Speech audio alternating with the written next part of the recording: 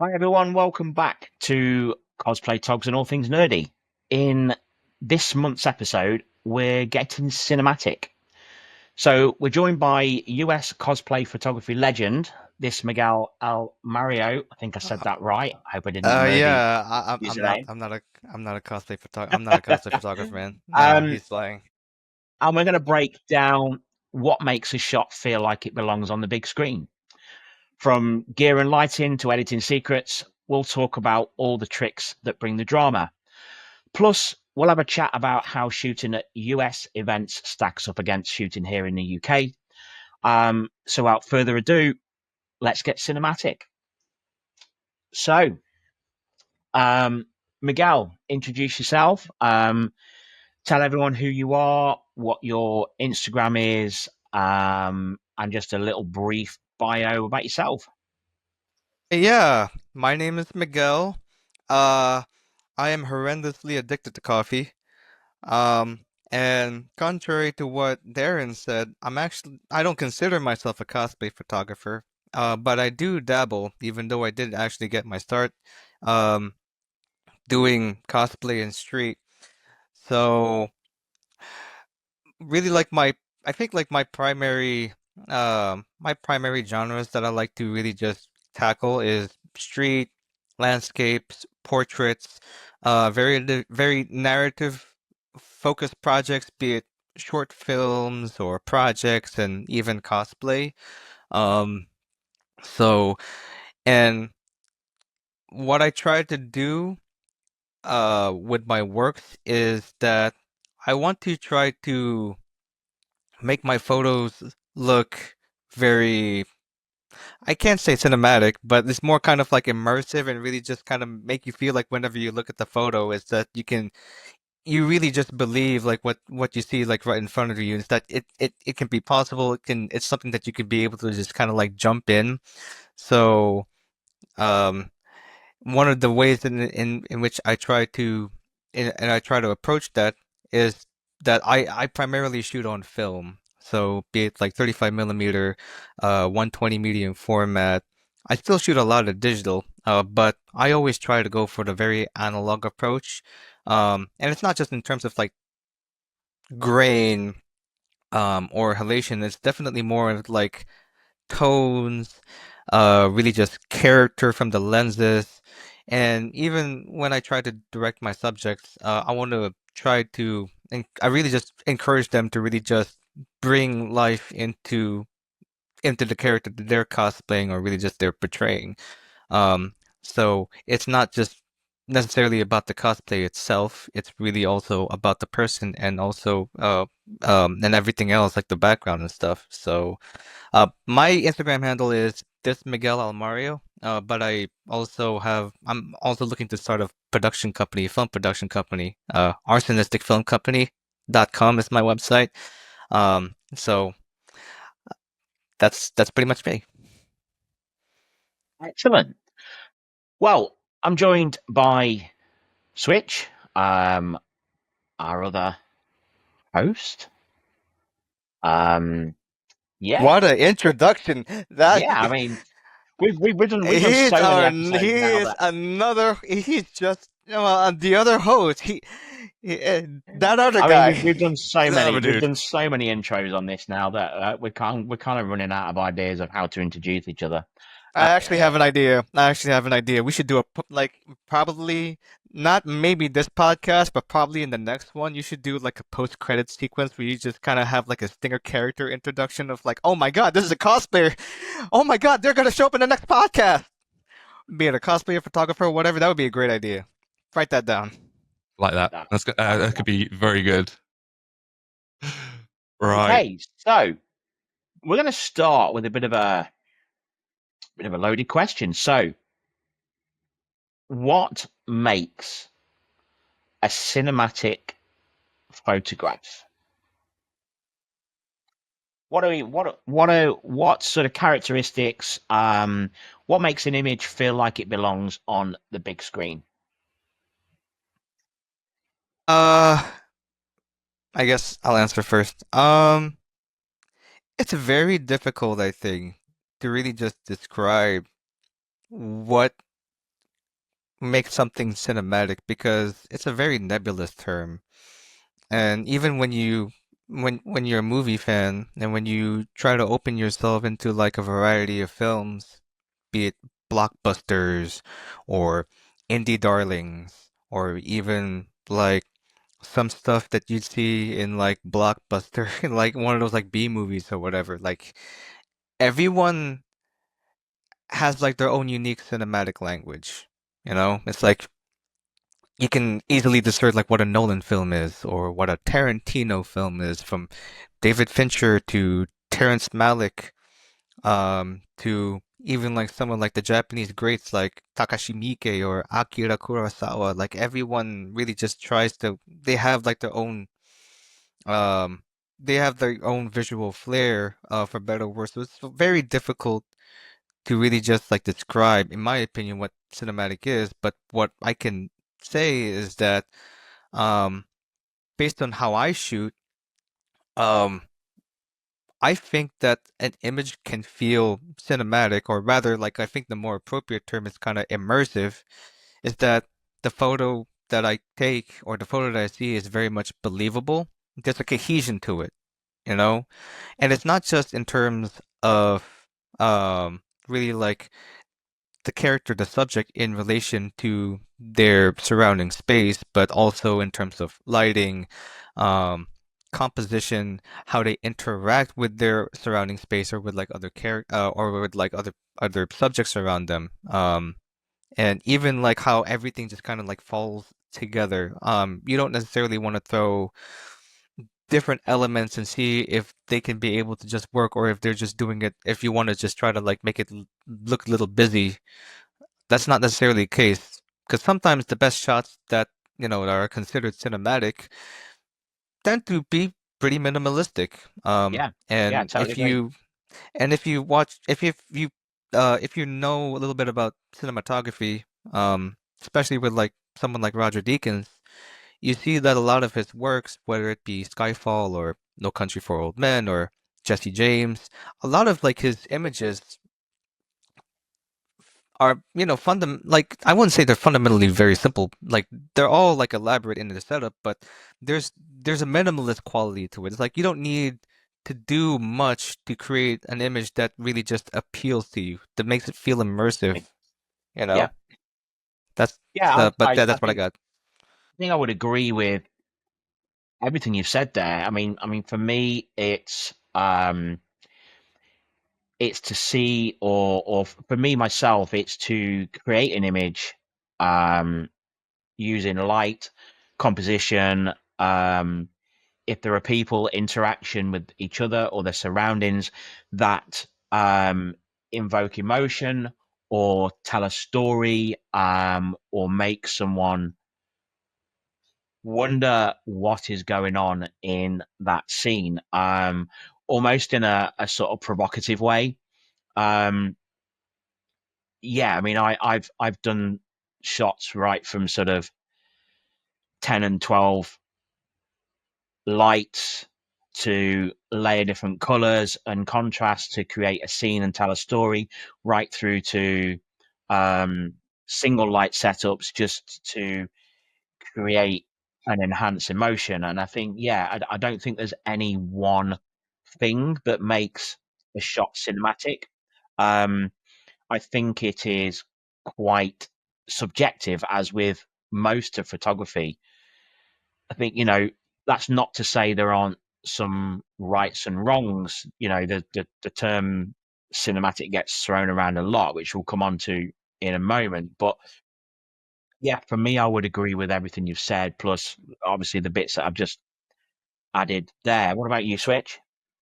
I think it's hard to follow up both of you in that instance.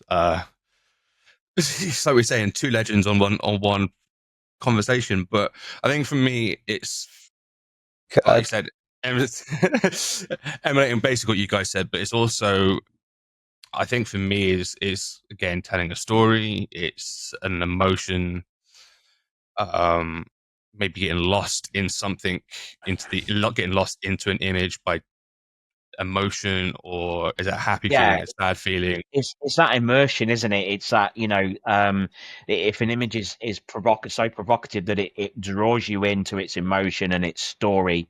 There can be nice images, sort of glossy magazine style and quality images that you just look at and go, oh wow, that's really nice, really cute. And then there's cinematic images that really just draw you in, and you know for me, if it's an image that draws me in and I spend a lot of time looking at it, um, it's generally a cinematic image. Other types of images I can just look at. Oh yeah, that's really great. Done a great job. The lighting composition, and then I'm on to the next one.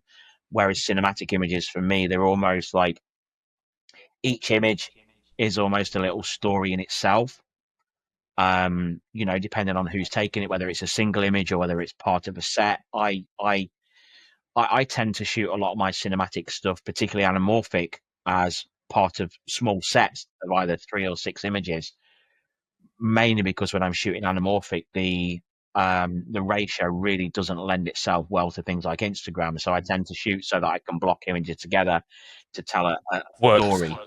works very Oh, nicely yeah. with that as well, It because does. if because then you can go with the model or cosplay or whatever. You can go, right, okay, here's the vision. This is what we're looking at. This is what I want to go for, this series of emotions. We're going to start with this emotion, with this emotion, and then into this bit. And you can really then feed through. And like, if we're looking at it from a social media point of view, what we're saying, the aspect ratio from an anamorphic lens doesn't give itself very nice to it. So it works in our favor a little bit when we start looking at it, because it's almost going back to like comic books, graphic novels, looking at that sort of thing, which is telling a story via images. But for me, I think, just to jump Yeah, back on what cinematic stuff means for me, it's like if you feel that image, you look at it and you go, wow, that could be a scene from a film.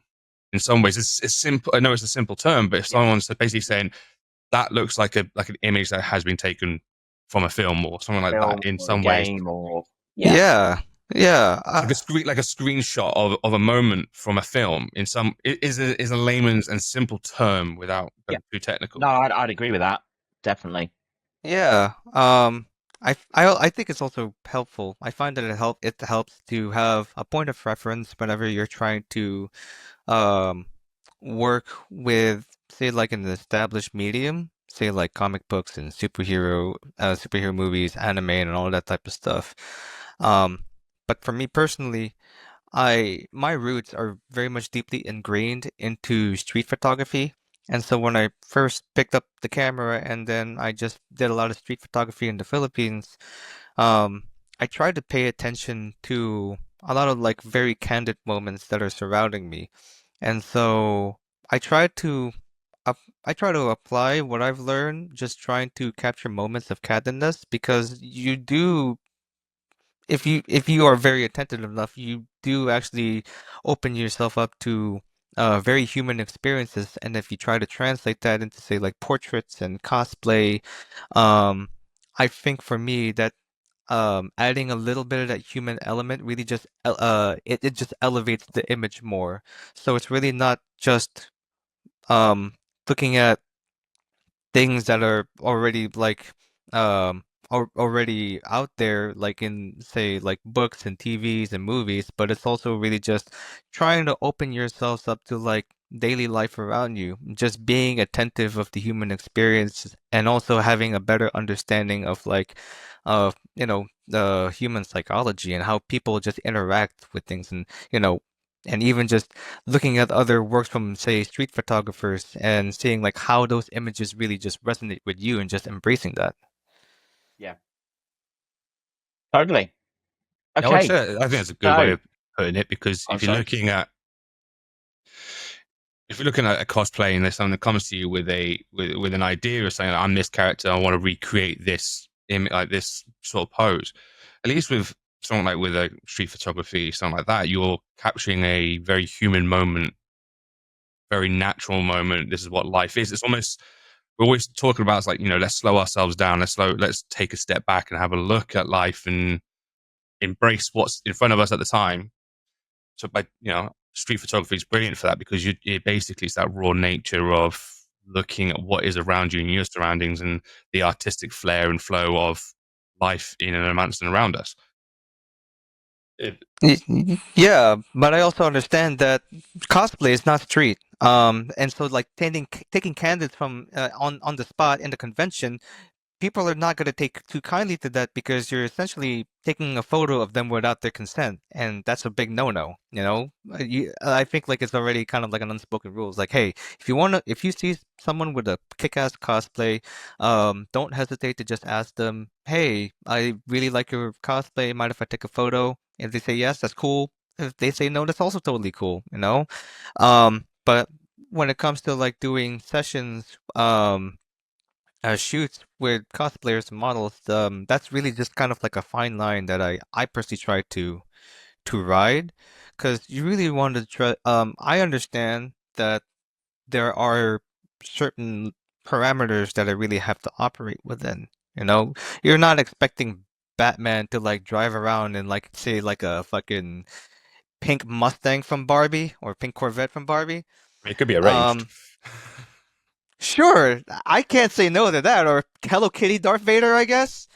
Also But can be yeah, arranged. like yeah, but it's like going back. You want to try to like work within just kind of the creative constraints that you have, but at the same time, you also have to understand that serendipity is a blessing, you know, and you whenever the moment calls for it, roll with the punches. True. Okay, I mean, I think we kind of answered the next one, which was what we love about cinematic photography. I think we've covered a lot of aspects in that little chat. But the term cinematic gets thrown around a lot. It's quite trendy at the minute, and it's almost an overused term. You know, a lot of creators drop the buzzword cinematic because it gets attention, because it's in at the moment. What are your thoughts on that, Miguel? Having cinematic really just thrown everywhere. Um, how do I put this? It's almost kind of like, you know how like I think it was last year or like the year before where everybody keeps using the word demure. It's like, and I'm over here, I'm like Inigo Montoya. It's like, you keep using that word. I don't think you think you know what it means. Yeah, I would. I think that's probably a very good comparison. To be fair, I don't think I could have put it better. What do Yeah, you it is think cinematic is, my guy? exactly very much, Lens very much. flares, shaky cam. I don't know. You got it, man. Yeah, yeah, exactly. You know, I'm not against anyone being a cinematic photographer. You know what? The Yeah. more people that shoot cinematic, the better, because I love looking at it. But yeah, there's a lot of people out there that tend to just say they shoot cinematic or drop the buzzword because they know it's popular at the minute and they think it might get extra engagement, without, in some cases, even bothering to do any research on what cinematic really is. So yeah, yeah. Any more Yeah. thoughts on that, Tom? I think there's a confusion when we're talking about the word of cinematic being used a lot. I think people are confusing sometimes like an action shot of something Yes. of a movement piece being mistaken for a cinematic shot. So if like take a Yeah. person jumping, people are thinking, oh, it's a very cinematic. It can be, but also in the same right, it's more of an action. You're doing more of an action than you are Yeah. of something Yeah, I else. think there's a lot of Right. misunderstanding, and people think, oh, they're doing a shot, or they're recreating a shot or a scene from a movie, or they're doing an action scene. It's cinematic. No, it's just a shot from a movie. A movie poster is a movie poster. It's not necessarily cinematic. It is there as an advert to Mm-hmm. sell a movie. It is not a cinematic shot. The scenes within the movie, I mean, some movies are just trash. Even the scenes within the movie, some movies aren't even cinematic, but we won't go there. We're talking about I don't know, Jaws. man. We're gonna Um, have to talk about the room after this. I did not hit um, her. but yeah, I think there's just a general, because of the whole trendy aspect. There's a lot of misunderstanding around the term, I think. Yeah, and that's I think I want to bring this up personally is that um it's it's easy. I think it's like almost kind of easy to spot like which whenever you look at something it can be like cinematic, right? But at the same time like it's a different thing to understand why it is cinematic. And we talked about it in the previous topic.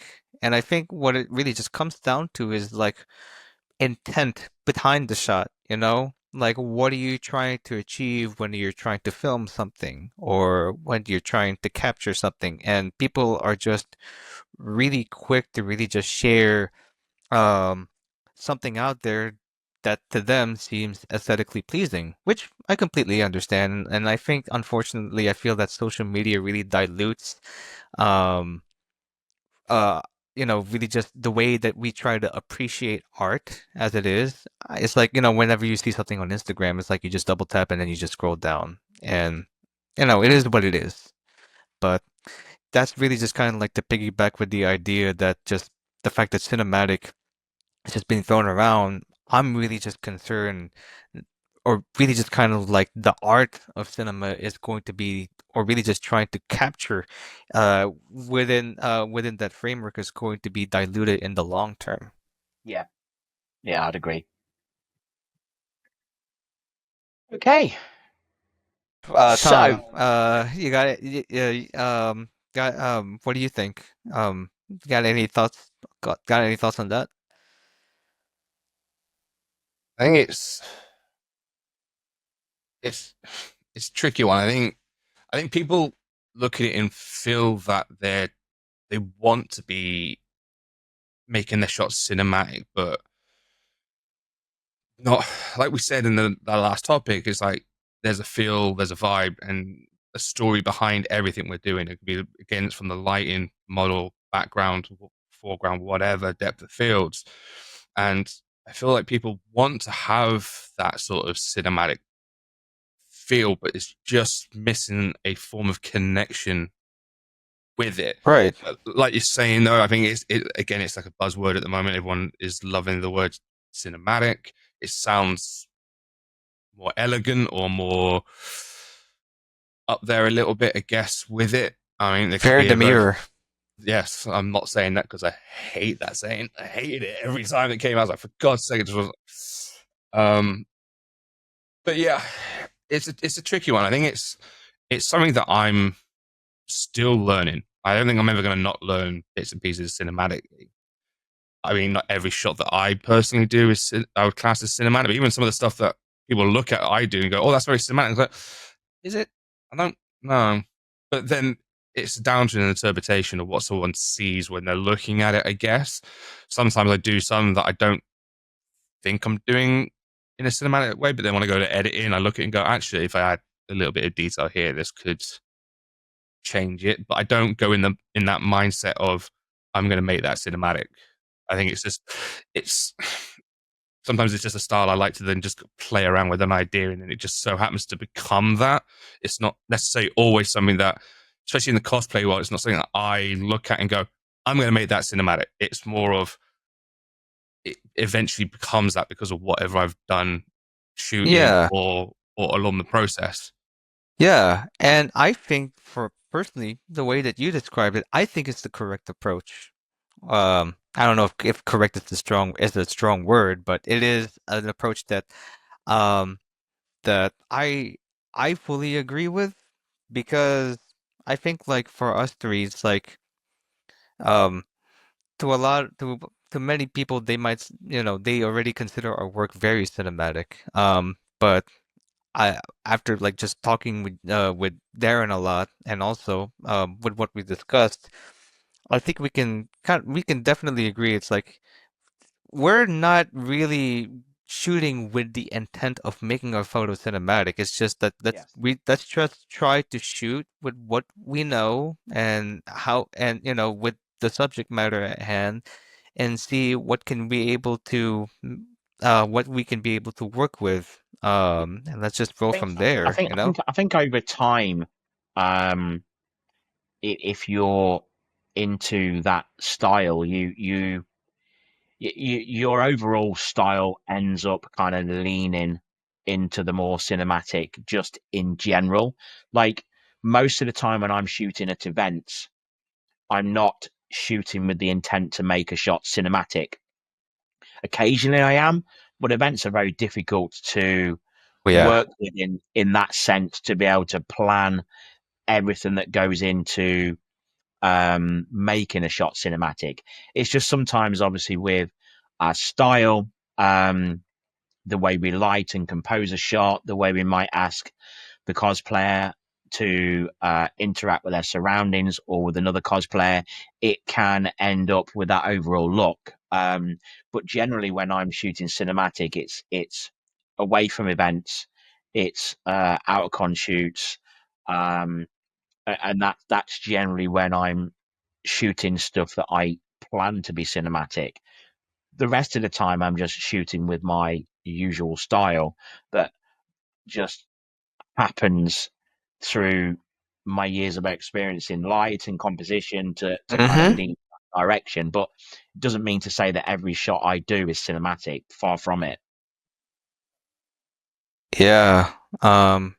Ultimately, it just comes down to experience and really just being open to inspiration, and always just having like, you're always just consistently curious. You always have like a drive to like learn more as you go. Like, yeah, you've gone from like A to B to C, but there's still a lot more that you can potentially want to work with down in the future, you know?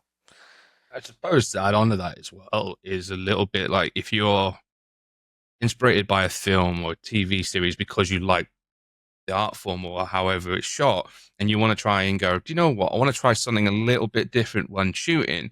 I saw this film recently. They shot it in a really crazy way or really different dynamic style. I want to try and recreate it. If you've got someone who's willing to work with you in playing around with some ideas, I mean, if you're doing a paid shoot, probably not the best time to do it. But if you're working on a free stuff with cosplayers or a friend or whatnot, and you want to play with some ideas, play around with them ideas and then different ways of looking at films. Because I definitely sit in the cinema and I look at a scene, and Darren gets this message from me all the time. I go, oh, I've just watched this scene from here, and I'm like, I'd love to recreate it in a way, but also mix your own sort of style to it. But I look at a film sometimes and I go, that's cool, like how they've done that, like the light or the motion or the setting or whatever, or even the framing of where an individual is on screen. And I look at it and go, I would love to just have that one person where I could just play around with some ideas and just see what happens. It's like, I'm not necessarily trying to make it cinematic. I'm just trying to recreate something that I've seen and try and make it in my own flair. Um, Tom, would you say, based on what you've described, are you trying to do kind of like a homage to like what you do, like like homage or a tribute or something like that? Maybe sometimes I might see something and go, yeah, okay, I want to try and replicate in a way. But in some ways, we all got our own little bit of style that we Yeah. add in. Mm-hmm. Yeah. So Yeah. if ever I'm working with sports productions, that's quite often the route we'll go down. Like particularly when I shot the sort of Last of Us project, some of the Last of Us project with them, the Arcane project, and also the Hannibal stuff that we do. We there are some scenes that we try to recreate in our own way, and then there are other things where we just go off on a tangent but shoot in the style of. And we'll show some images later, but I've included a couple of images from the last Hannibal shoot session with Spores, that was particularly poignant for me when I was at sort of start of the year, when my back was playing up and I started to be in a bit of a rough place mentally because I had to miss out on a few events, and it was the first shoot of the year after taking a bit of a break. And it was a whole weekend shoot. It was tough. It was hard work. And I spent like half the weekend thinking like, just what am I doing here? I'm just not, you know, good enough to be here creatively at the minute. And then the Sunday, for some reason, everything just clicked into place. We hit this one scene. We were shooting on the edge of a hill overlooking a beach. It was sort of the dark was starting to draw in, and there was a team of it, and just everything just clicked into place. And it was just like, we recreated this absolutely beautiful scene. And whilst it is a creation of a scene that exists in the series, we still put our own little spin on it. And to the point where we even got sort of like likes and comments from Brian Fuller when we put some of the stuff out, which was fantastic to see. The guy who created the show was, it's almost like a seal of approval, if you like, and that's really nice to see. But yeah, so for me, it's like you, Tom. Sometimes I'll go and I'll try and create something similar to a scene, or I'll see a scene that I'll almost feel challenged to try and recreate because it's something that looks quite difficult, or I'll just use that as inspiration to create my own scene. So I don't think there's any rights or wrongs really in that. Yeah, I agree. Everyone's approach is different. Yeah, totally. And I mean, like, I think Quentin Tarantino even said it himself. Like, he steals from every movie he makes. So there's no shame in that. Yeah, we get inspiration from everywhere. It's not just like films. We get it from watching other people, like, like-minded people, or just watching life, or everything around us. We get inspiration from in bits and pieces. So it's like you say, there's no right or wrong to the method. There isn't a set formula to go. You have to follow this direct path to do this sort of thing. No. Yeah. I think the end result is, there are various ways and paths you can go. I think the important part here, like, as with all photography, but I think with cinematic stuff, the most important part is the end result and getting that connection with the viewer. And if you get that connection with the viewer, then I think for me that's it. That's a win. So let's talk a little bit about sort of lighting techniques and composition and things like that, and other general technical techniques that we use to achieve a cinematic look in our photography. So Miguel, are you predominantly a natural light shooter, artificial Hell light? yeah. I am au natural, man. Like whatever lighting is there, I will definitely work with, Like, I think, like, for me, um it's almost kind of like shooting film, in the sense that, yes, it does put a little bit more constraints in, like, what I could be able to approach with. But at the same time, when you're able to work with said restraints, you can be able to do a lot more.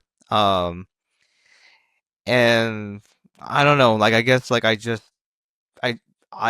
been loving Chivo growing up. Like, he's the cinematographer for Birdman, The Revenant. Like, the guy is like a natural light enjoyer.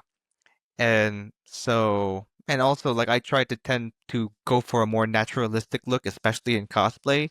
So it really just kind of fits my style. But that's not to say that I am averse to artificial lighting, because I think that you do have your limits when it comes to available light. So my lighting setup, when it comes to that, it's not very elaborate, unfortunately. Actually, you know what? I just use these dingy Pixel G1S RGB video lights. Unfortunately, I have like two of them. Yeah, I've got one of those. I've got a couple of I think I've normally got one of those and two Falcon Eyes F7s in my bag. Very, very sort of similar, but Yeah, I mean, like even then, like I usually use like two, for one for just like direct point lighting and the other one for like fill, because like you can't necessarily want everything to be just kind of like monotonous, and you want to just try to add depth to the image. That's something that I still acknowledge. And but even then, when it's a good day outside, it's like, hey, let me use whatever natural light I get. And whenever I have someone on board, like a third party to help me, is like, hey, can you help me work with the reflector or just kind of the diffusers just so I could be able to like, just soften the light a little bit when I try to illuminate the subject.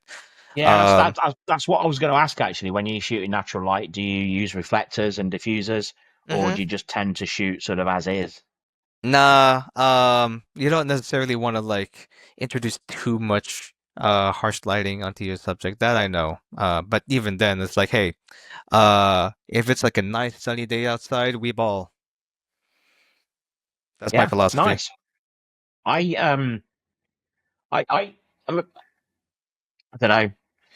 I don't mind shooting natural light, if the light is interesting, and I know there are ways that you can make it interesting, but in the UK, we're often in a situation where the light is either very flat or just like fucking full on like overhead blaring 30-degree sunshine. There's no in between here. Um, Man, or when we do get the in between, it's splitting from one to the next every 30 seconds, and you get your exposure, and then the lighting changes, and you got to reset, you got to recompose, and it's just, it can be a fucking nightmare. And I'm not saying it's any different over there, but it can be tough shooting natural light in the UK. I I don't mind shooting natural light so much indoors or natural light and available light because it tends to be a little more interesting if it's coming through windows or dappled light through trees or something like that, or through a nice window blind. But um, I do shoot a lot with artificial light. Um, I used to be like full on flash all the time, and then I started introducing the small LED panels. Um, and then I introduced some sort of like LED heads. Um, so I'm like a bit of a mix now. I've got a bunch of Godox flashes. I've got a bunch of Godox LED heads, and I sometimes I'll mix the two. Um, do you have an AD200 by any chance? yes, no, I've got the AD300 and an AD100. Oh man. And I wanna get an AD. I want the new AD3. I want the new AD200 Pro I mean, you 2. could have mine. It's mine is like right over there in the corner of my room, and it's like collecting dust. I don't get it out of like the box that it got shipped on. So, if we happen to meet in the UK, or if you happen to come over here, I'd be more than happy to give it to you. Sounds like a plan. That Yeah. sounds like an excuse to go to America. I mean, yeah, just go through immigration, behave during that, and then you should be good. Yeah, pay was it $250 or something like that? Oh my God, let's not go So, there. so Tom, what about you? Yeah. Like lighting? Uh, I just should we just say I just copied Darren now. I mean, hey man, we gotta learn from the goats. So Exactly.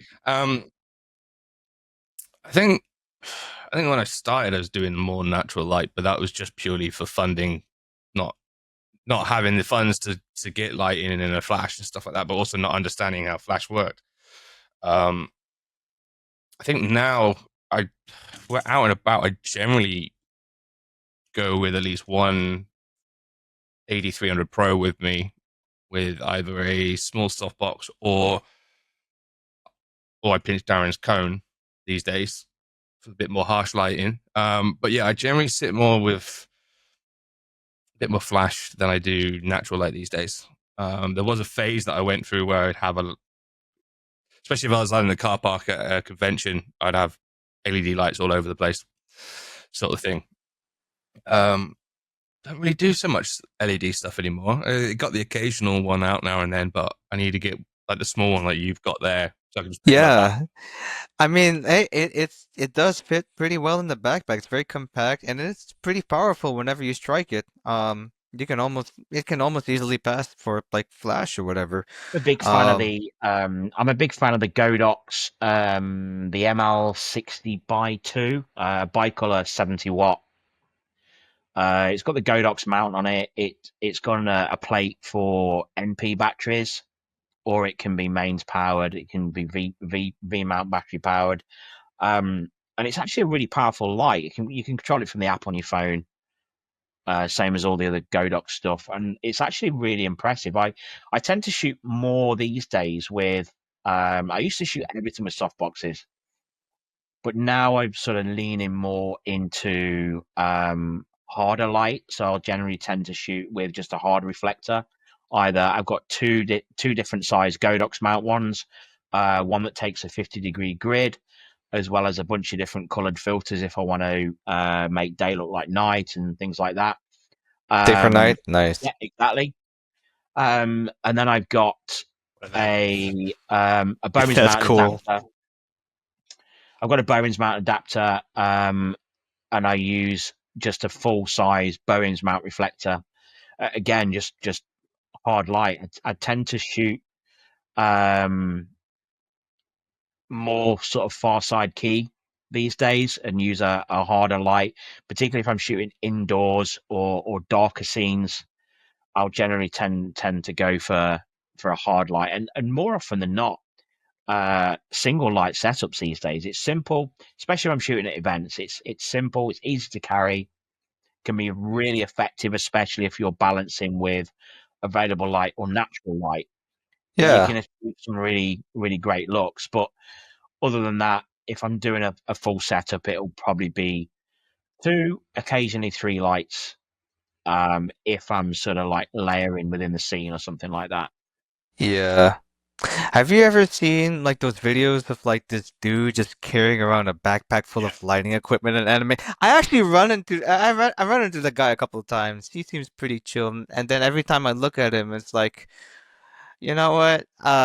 Holy shit! I don't even have any words. Like you win, I guess. I'm a natural light dude, but it's like, you know what? You already got your bases covered. Yeah, I mean, we use that video as a joke here because conventions over here had stopped putting Don't like you shooting with lights and light stands. with lights and light stands, so that became a bit of a meme and a joke over here. Was the guy with all the backpack with all the lights on and everything?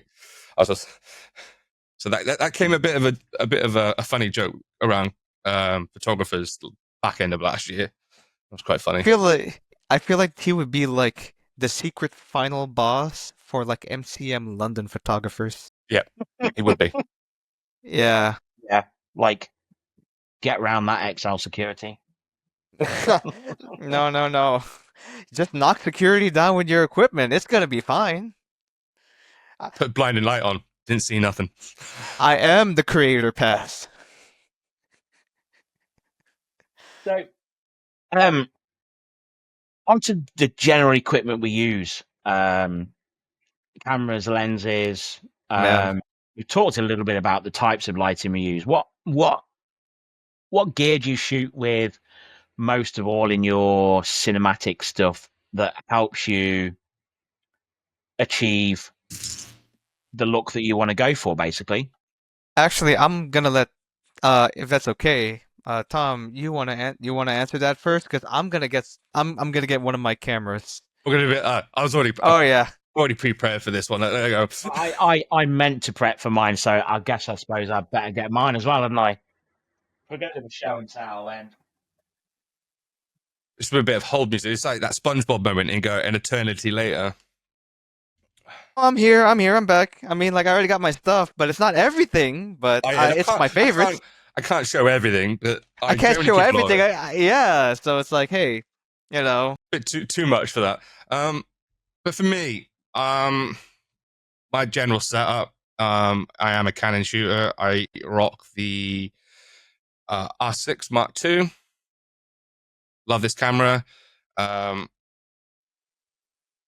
everything that I wanted to do. I've got the 2470 lens. There's the EF lens with the EF RF adapter because I wasn't paying for a replacement lens when this lens works perfectly fine. Well, yeah, How- exactly. Why? ah, Why bother? Yeah. So- How fast? Yeah. How fast does that lens go? Oh god, you're asking me questions I haven't got a clue anymore. 90 miles an hour. It's pretty quick. Yeah, I mean, like, oh yeah, you guys do use the imperial system. Aperture. What's like the how far can it step? Is it like f2.8 or It's, and is it also kind of yeah, like f2.8. that's pretty good. Is it constant? Especially when you zoom in, because my Fuji kit lens is actually can go constant f2.8 even at like 55 millimeters. So Yeah, all right, no, it stays at a nice constant at 2.8 very nicely. I've started playing around with my f-stop a little bit, and not bringing it right down the 2.8. I've been kind of focused more around the sort of the 3-4 mark, just to kind of play around with different levels of bits and pieces. Plus, I always forget to increase it when there's multiple people in the shot, and then next thing I know, I've got one person focused, and then everyone else is blurred. Yeah, it's very easy to fall down the path of like shooting wide open all the time, especially if you're shooting at events. In yeah. particular, if you just want to blur everything else out. Yeah, But yeah, I it's think very easy to fall into that trap. it depends. If I'm like, so for everyone that's listening that knows the trees, then yeah, generally I will shoot at 2.8 because it blurs out everybody else nicely in the background, means I don't have to edit people. Which yeah, I know Photoshop and that's very good at removing them, but it's still a tedious effort. And I think when that first came out, I had this funniest story. I was trying to remove something in the background, and I did one of the AI remove tools, and it removed someone but replaced it with a duck. I could not for the life of me get rid of that freaking thing. And I was just like, you know what? This is brilliant. It's just like a duck sat on someone's foot. I was just like, okay. Wait, hold up. Where the fuck did it get the duck? Don't know. I just asked it to remove something and it put a duck in its place. I was just like, yeah, it works. We'll stay with that. All right, so I shoot with a variety of stuff. I guess I can show you like my hero camera for Katsucon, which is the last convention I went to. So this is the Mamiya RZ67. It's a big chunky girl, 6x7 medium format, and I think it weighs around like fucking with the prism viewfinder like 8 to 10 pounds. So imagine me just actually like lugging this thing around with no strap on because like I don't want to break my neck or whatever. Just shooting like 47 rolls of 120 film for 3 days at a con, and yeah, so Still can't get over the amount of film you shoot at an event. That's like that. If I was going to shoot that much film at an event in the UK, it would probably cost me, including buying the film and getting it processed, I'd probably be talking like 3.5, 4 grand. yeah. Thankfully, I actually bought all of my film just kind of like not through like one like like not through one go, but like I just slowly built up my arsenal over time. And even then I've already had like some stuff that are just chilling in the fridge. So I just came in pretty much mostly prepared, even though I had to go down to Arlington down at the camera shop and buy more film because why not? You know, like I'm in Katsucon. It's the con where it really just started for me, and I really just wanna to go. I just wanted to go ball. So this is the only lens that I have. It's the one 110 millimeter f2.8. Nice. It's the normal lens equivalent of a 6x7 medium format. Um, I love this thing because it's essentially a Japanese Hasselblad where it's a leaf shutter system, so like the shutter is actually built on the lens instead of the body. So that means you could be able to sync flash at any shutter speed whatsoever. But am I gonna have to worry about that? Not really. I just think this one's really fucking cool, and I love 6x7 medium format because the size of the negative is very similar to how big the IMAX film negative is. Yeah. Yeah. So it's almost kind of like the fantasy of shooting an IMAX film camera at like an anime convention. So I think that's pretty cool. Yeah. I shoot baby medium format when I'm shooting. Mine's is only a The 645. Bronica. Oh yeah, man, it's Bronica's now great. bringing out I his the fucking poor love man's it. the poor man's medium format camera. But you I know what? wouldn't. I I don't picked know, that up. man. I picked that up during lockdown. On Facebook Marketplace, strangely enough, I was like, I took a chance. The guy seemed genuine. He'd inherited it from his father, who just passed away. I got a great deal on it. I got a couple of extra lenses with it that I was never going to use because they were like 300mm lenses. So I got the 75 plus 2 lenses I was never going to use. So I sold those on, and those funded a 50mm 2.8 and a 110, I think, something like that. Which is just absolutely stunning. But yeah, I quite like the 645 format. It feels quite natural. Yeah, it's almost kind of. It's a. I'm hearing a little bit of echo, but it is what it is. My I think the 645 format is actually a really good gateway. If for anyone looking to start the medium format, I know some people go straight to 6x6 with twin lens reflexes camera. It's not for Yeah, me, but I do like shooting on 6x6, which is why I still have my Hasselblad 500C here. I've shot a bunch of really shot some of my favorite projects with this camera. And I recently did a shoot with it. Unfortunately, during very inclement weather where it was just stormy outside and it was just full on downpour, and I didn't even have like any protective gear on it. So I was like, you know what, fuck it, we ball. But this camera has never really failed me. Um, yeah. I I've thought about going 6.6 myself, actually, because I really do. Um, I find I've shot 6.6 in the past over the years. Like when I learned photography and I did my degree back in the 90s, there wasn't any digital photography for the general population then. So I learnt on film, and I shot a lot of medium format then, and then I have again over the years, and I've shot a lot of 6.6, and it really does make you think about your composition. it does.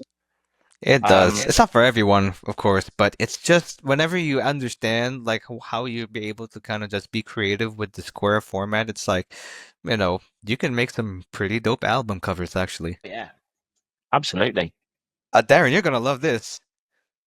But yes, I don't know why everybody in the Discord is just hating on Lumix, but hey, look, you talk about like how crap the lens choices are, dude, just get an adapter. Easy. they don't. Anyone that craps on Lumix doesn't understand how far the Lumix brand has come in the last few years. Mm-hmm. You know, I'm not one of those people that, you know, generally in the past has ever said I am fixed to one brand. I will never move. I am loyal. I was a Canon user from the 90s right through to 2017. And Yeah. I was DSLR. I wanted to go mirrorless because I wanted something smaller and lighter. And Canon at the time just didn't have anything to offer, so I moved at the time to Micro Four Thirds, and there we go. But you know, Yeah, I actually started with Canon. It was the EOS Rebel T5i, and I stole that camera by the way, with me when I went to the Philippines. Like my dad didn't even notice, but I like, you know what? I want to just try to at least do something fun while I was there. And then of course, I also tried my hand with it, like going at like my local Comic Con, and I had some fun with it. And then at the time, I wanted to try to do something a little different. And so again, I stole from my dad, and got the Why? Pentax. Well, yeah, I acquired it. I leased it. Um, I leased my dad's Pentax PZ20, which is like a dinky 90s plasticky film camera, and I took it with me to KatsuCon 2019. I just like the idea of combining just really like the analog look, like 35 millimeter, and just mixing it with cosplay because I feel like it's just a really cool aesthetic. It's almost kind of like I don't know, like a really good spicy mojito in a way. It's like something that you never thought that it might actually work, but it does. So, and then I graduated to medium format. I still have to this day my Mamiya 645. It's a different model, but and then I got the Hasselblad, and then I got the Mamiya, and I got a Pentax 67. I actually have a 4x5 Graflex, but I don't want to shoot large format because I'm still too scared. I tried it, but I'm like, this is just too much setup just for Yeah, like yeah. say like a portrait shot or even just a full body shot. I'm not doing that. I'm sorry. I'm an on the go type of dude. Yeah, I mean, So, I think my first proper digital camera was a Canon EOS D60, 6.3 megapixel in 2005. man, we've come a I long way. Yeah, and I moved to Micro Four Thirds in 2017. Started with Olympus, which I actually loved. I moved from I think a 7D to an Olympus OM1, and I loved it. I loved the fact that it was lighter. It was really versatile. And then about a year and a half after, 12 months after, I got a second camera, which was a Panasonic Lumix GX8. Um, and I absolutely loved that thing. It was a cracking camera. And I just loved the menu system. I loved the way it worked. And so I changed out my 2019. I changed out my Olympus OM1 for a Panasonic G9. And that was the start of my love affair, if you like, with Lumix. It suits my style of photography. I love the color science of Lumix cameras. It really, really suits my my image style, my lighting style. And then sort of Yeah. 2022, end of December 2022, I got my S5, and I've still got it. It's an absolutely stunning camera. Oh Um, man, it is. I just love it. It's also a It's great video camera too. Like I use it to shoot my video projects, and I find that the menu system is very intuitive to navigate. oh, And most very importantly, it supports anamorphic. yes, exactly. I I wanted before I was going away to Norway in May on a cruise, and I wanted a nice quality camera to take with me because I wanted to try some unusual shots. I'm not a landscape photographer, never have been, but I had a I don't know, Canon man. I had a I Canon don't know. G7X Mark II compact, which I loved, and I bought it a couple of years ago, mainly to go to gigs with. And I decided that I wanted to get something that I could use my full frame lenses on, but that was more compact. So I'd been looking at the S9 since it came out, and the S9 when it was first released got, I think it's fair to say, got quite a lot of bad press. No EVF, no mechanical shutter, um, no hot shoe, and I think it's fair to say people struggled to see where its place in the market was. I sold my G7X Mark II Canon Compact for around about 100% profit. It's one of them cameras that I bought for like 360 quid back in 2022, and maybe even 23. But a lot of sort of content creators and vloggers had picked up on it, and the price just went through the roof. So I sold it for like 780 quid on eBay. Holy Uh, shit. no, it's bonkers. And I took a punt on the S9, which is that little bad boy in really nice sort of dark olive green, which I absolutely love. Wasn't my first choice of color. I wanted the blue, but they hadn't got it in the sale. But I went with the green, and I bought the Sure grip. And within about a week of getting it, I took it to a local cosplay event and decided to take a bit of a punt and just take that and my 50mm and 85 and my anamorphic to see what I could get. And I was absolutely blown away. I shot LED and natural light all day. And I was just absolutely stunned at the results from the S9. The sensor is is fantastic. Then I took it to I was hosting a lighting mentoring workshop at a studio fairly local to me, and I decided again to take it along just for some BTS, some test shots. The guy that I was mentoring asked me to show him some techniques and skills of working with RGB. So I did some shots, and again, I was really, really impressed with the quality. I didn't have any banding or any of that crap that people were complaining about. And before I got the camera, I was really worried that I would miss the EVF and that I wouldn't be able to shoot without it.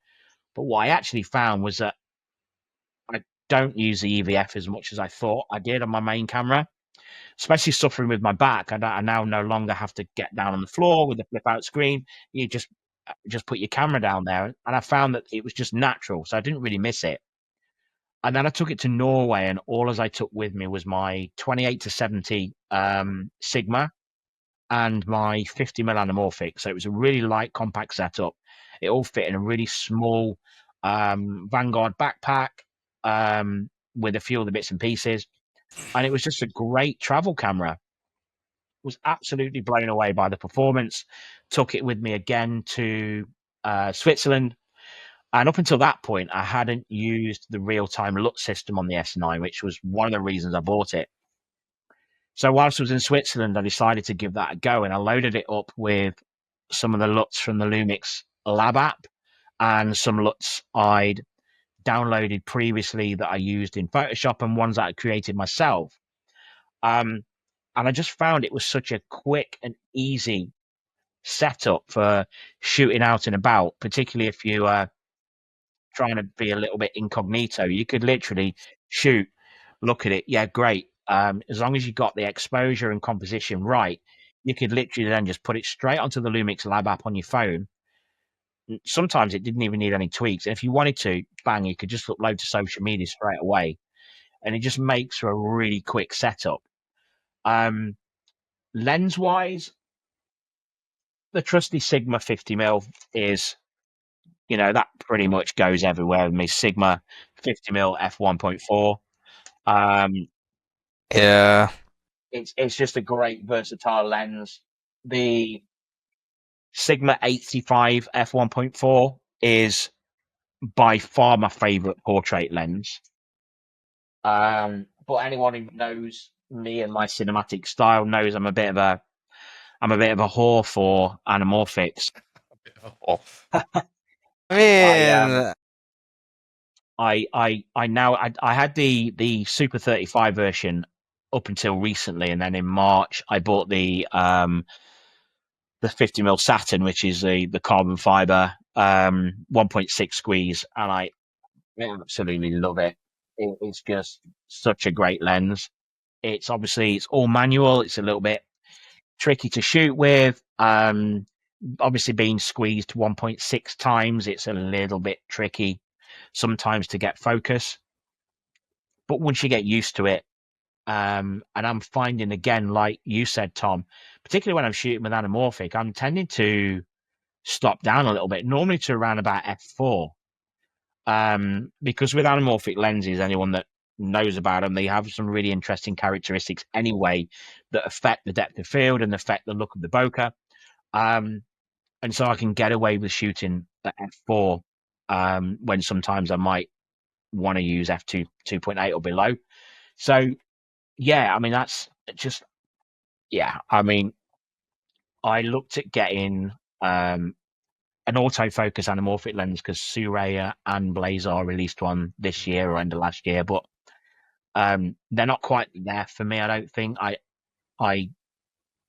think they've diluted some of the anamorphic features to get the autofocus system to work consistently. And for me, what's the point of shooting an anamorphic lens if you're going to lose some of the anamorphic features? And there's something a little bit more pleasurable. I think you'll agree when you're shooting film and when you're shooting some of your legacy glass, Miguel. There's something I don't know. It's great shooting with a manual lens. oh yeah.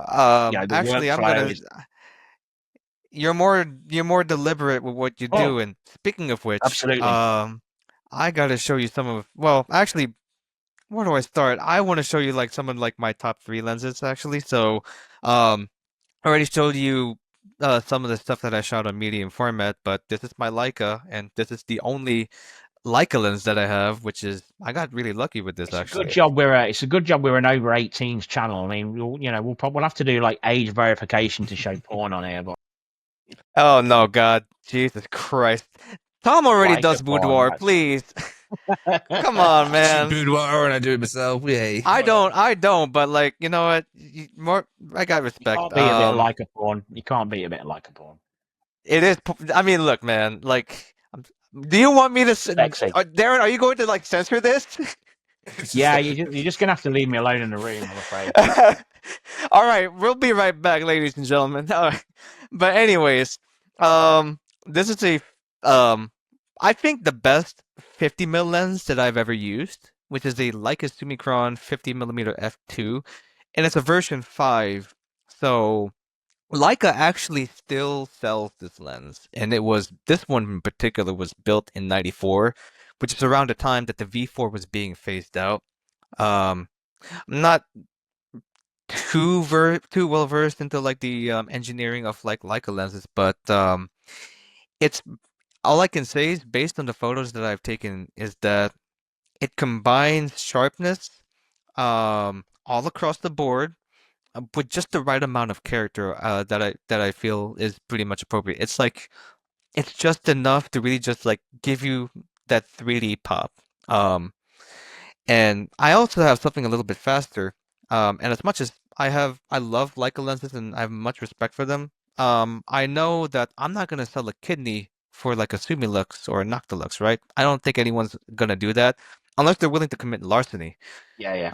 Um, but for a while this has been kind of like one of my personal favorites, which is the Voigtlander Nocton 50 millimeter Yeah. Beautiful. f1.2. It's spherical, so a lot of the corner is pretty much like mostly corrected, I believe. You don't get a lot of distortion as much, but it's a very beautiful lens. It's fast, um, and it actually I think it can actually go toe to toe, I believe, with like the older variants of the Noctilux. Not necessarily the .95 because that's already kind of like in a league of its own, but it just gets more. It gets more than enough to get the job done, and it does it so well. And even when you open it all the way to like f1.2, you just get beautiful vignetting. I don't know how you guys feel about vignetting, but I really just try to embrace I, much of like the I, imperfections of the lenses, you yeah, know? yeah, bit. I think it can be a bit controversial vignetting. I actually quite like vignetting in a shot, and actually that's one of the sort of techniques that I use in my editing quite often is to add some kind of vignette to my images to help bring the focus to the subject, particularly if I'm shooting anamorphic. And that's why I stuck with the Super 35 version of my anamorphic for so long, was because I was shooting Super 35 on full frame, which was you would get a very, very heavy vignette. But again, because the S5 is built to work with anamorphic lenses, you could set it to sort of recognize it, and away you go, and it would auto crop. Right. But in the raw file, I would always open that crop up slightly, and it would mean that I would get some vignette in. But a lot of the scenes that I would shoot were generally in sort of dark, moody kind of settings anyway, whereby the vignetting either wasn't noticeable or it was subtle enough to um, add some nice plus factors to the image. So yeah, I actually quite like vignetting, to be fair. Yeah, I mean, I know it's not for everybody. And I also know like for like You know, some of like the more esoteric type of lenses like the Helios 44-2 or even like some of like the Soviet knockoff lenses, like people are gonna be turned off by it. But for me it's like I find that some of the those characteristics really just bring more depth to the image, and but absolutely. it also kind of just depends on like how you shoot it. One more thing, Yeah. I just bought this the Voigtlander Ultron 35mm f2 version 2, and from what I heard, it's actually it's actually like a worthy competitor to like the 35mm Summicron because it's just sharp across the board. It's also spherical, and it's also got like very good micro contrast, especially when you work with a Leica or when you're trying to do street photography in general. And I think this is going to be like the 35mm that I use for my Fuji X-H2. So pretty good stuff. Tom, Tom, actually, do you have any weird or like really cool like lenses that you have in store? as he's sat there kissing his Surai Anamorphic. No, so He's in bed with it.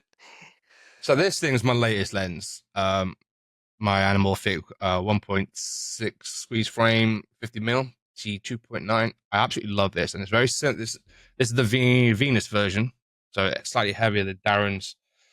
With the blue flare on. Yeah, it's very, very similar. Just has some slightly different characteristics. I think the Venus. It's just the I think the style, I think, Venus. more than anything. Yeah, because obviously you've got the blue flare. I've got the natural flare on my. I was blue flare on my old Super 35, but on this one I've gone for neutral. But I think from what I've seen, the Venus tends to flare a little bit more. The Saturn seems a little bit more subtle. Yeah, I haven't had much flare, but I also been doing a lot more of it, not looking at direct light. Yeah. So I don't get as much flare from it, but that's more so just because of space requirements. But that's the latest lens that I've got. I would like to get maybe I don't know. Next sort of lens probably would be around about a sort of a 50 or 35, but just a prime lens RF for my camera. But I haven't really looked at lenses in a while. I'm kind of just sticking between my 2470 and my Anamorphic, the two workhorses that I would use. Occasionally jump back into the 70 to 200 occasionally. Have you tried your hand at vintage lenses before? Long time ago. A long time ago. That's about 20 years ago. Would you consider giving them a shot again? Yeah, I have no issue. No pun intended. Yeah, no, I wouldn't have an issue with it. So I did photography in high school when I lived over in New Zealand, and I started out actually on street photography around Auckland. That was what my thing was on film. Used to really love. I don't know where the negatives are from anymore. I think my mum's got them, which is a pain in the ass because she lives on the other side of the world. But yeah, I wouldn't have an issue with. Yeah, you ought to get some. You ought to get because you can pick vintage lenses up like the one that Miguel mentioned before already, the Helios 44. I mean, I've got 3 different versions of that. The 44-2, which was actually the last one I picked up, which was the earlier lens, and one of the KMZ or the KMZ ones, which are a little bit rarer, and it's all like gloss black finish, absolutely stunning. And then I've got 2 Helios 44Ms, which have different characteristics. They're super weird lenses because there is the quality control within the manufacturing of those lenses must have been like fucking non-existent, because you'll get one lens that's like super sharp, one lens that's like blurry as fuck, one that's in the middle, one that's got soft edges, one that is just like all over the fucking shot. Like no 2 Helios 44 lenses seem to be the same, but you can pick them up for like a really good price, and the bokeh on them is just absolutely stunning. I will most likely then. You've now probably set off a new obsession, which will probably be me researching vintage lenses and seeing what I can do with them or what. Just get yourself an RF to M42 adapter. I've got I've got a shelf full. I've probably got about 15 M42 lenses, so you can always just like borrow a few of mine. I've got fucking loads of them. My absolute favorite is the Carl Zeiss Flectagon 35mm f2.4. That is an absolutely beautiful lens. The bokeh, the depth of field on that is stunning. And I have never had a lens that focuses so close from like an old legacy lens. Like it is like you can literally focus like really close up to stuff. It's stunning. I don't use it anywhere near as much as I should. It was one that I inherited with a bunch of old camera gear from my granddad when he passed away. Like that, I've got a 50mm Carl Zeiss, a 135mm f2.8 Carl Zeiss, and a few other bits and pieces. But yeah, you should definitely look at that, especially if you're sort of getting more used to using the anamorphic now. You're getting more used to using a manual lens. We get used to manual lenses, yeah. Yeah, I also would like to suggest the Pentax Super Takumar series. I still have the Pentax Super Takumar 50mm f1.4, and I believe that's a 7-element lens. Yeah. Yeah, it's a fantastic lens. If you manage to get an 8-element, cool. I got the 7-element. And that one has, I think, like a hint of thorium on the glass, which, can be radioactive, but it's not gonna kill you. But, I mean, look, if you get like if you start growing like a third arm, like it's what it is. It's normal. You can easily cut it off. But you're not going to start licking the front element of your lenses. You'll be fine. Yeah, you're fine. There goes that theory. But what I love about that lens is that, especially when you shoot it against the sun, I think it has it produces one of the most beautiful flares. Lens flares. It's just prominent enough, but I think really just kind of like the warm glow that you get within the glass. Yeah. Intrinsically, it just it just makes the image really, really pop, and it doesn't really sacrifice sharpness that much, especially when you shoot wide open. Yeah, yeah.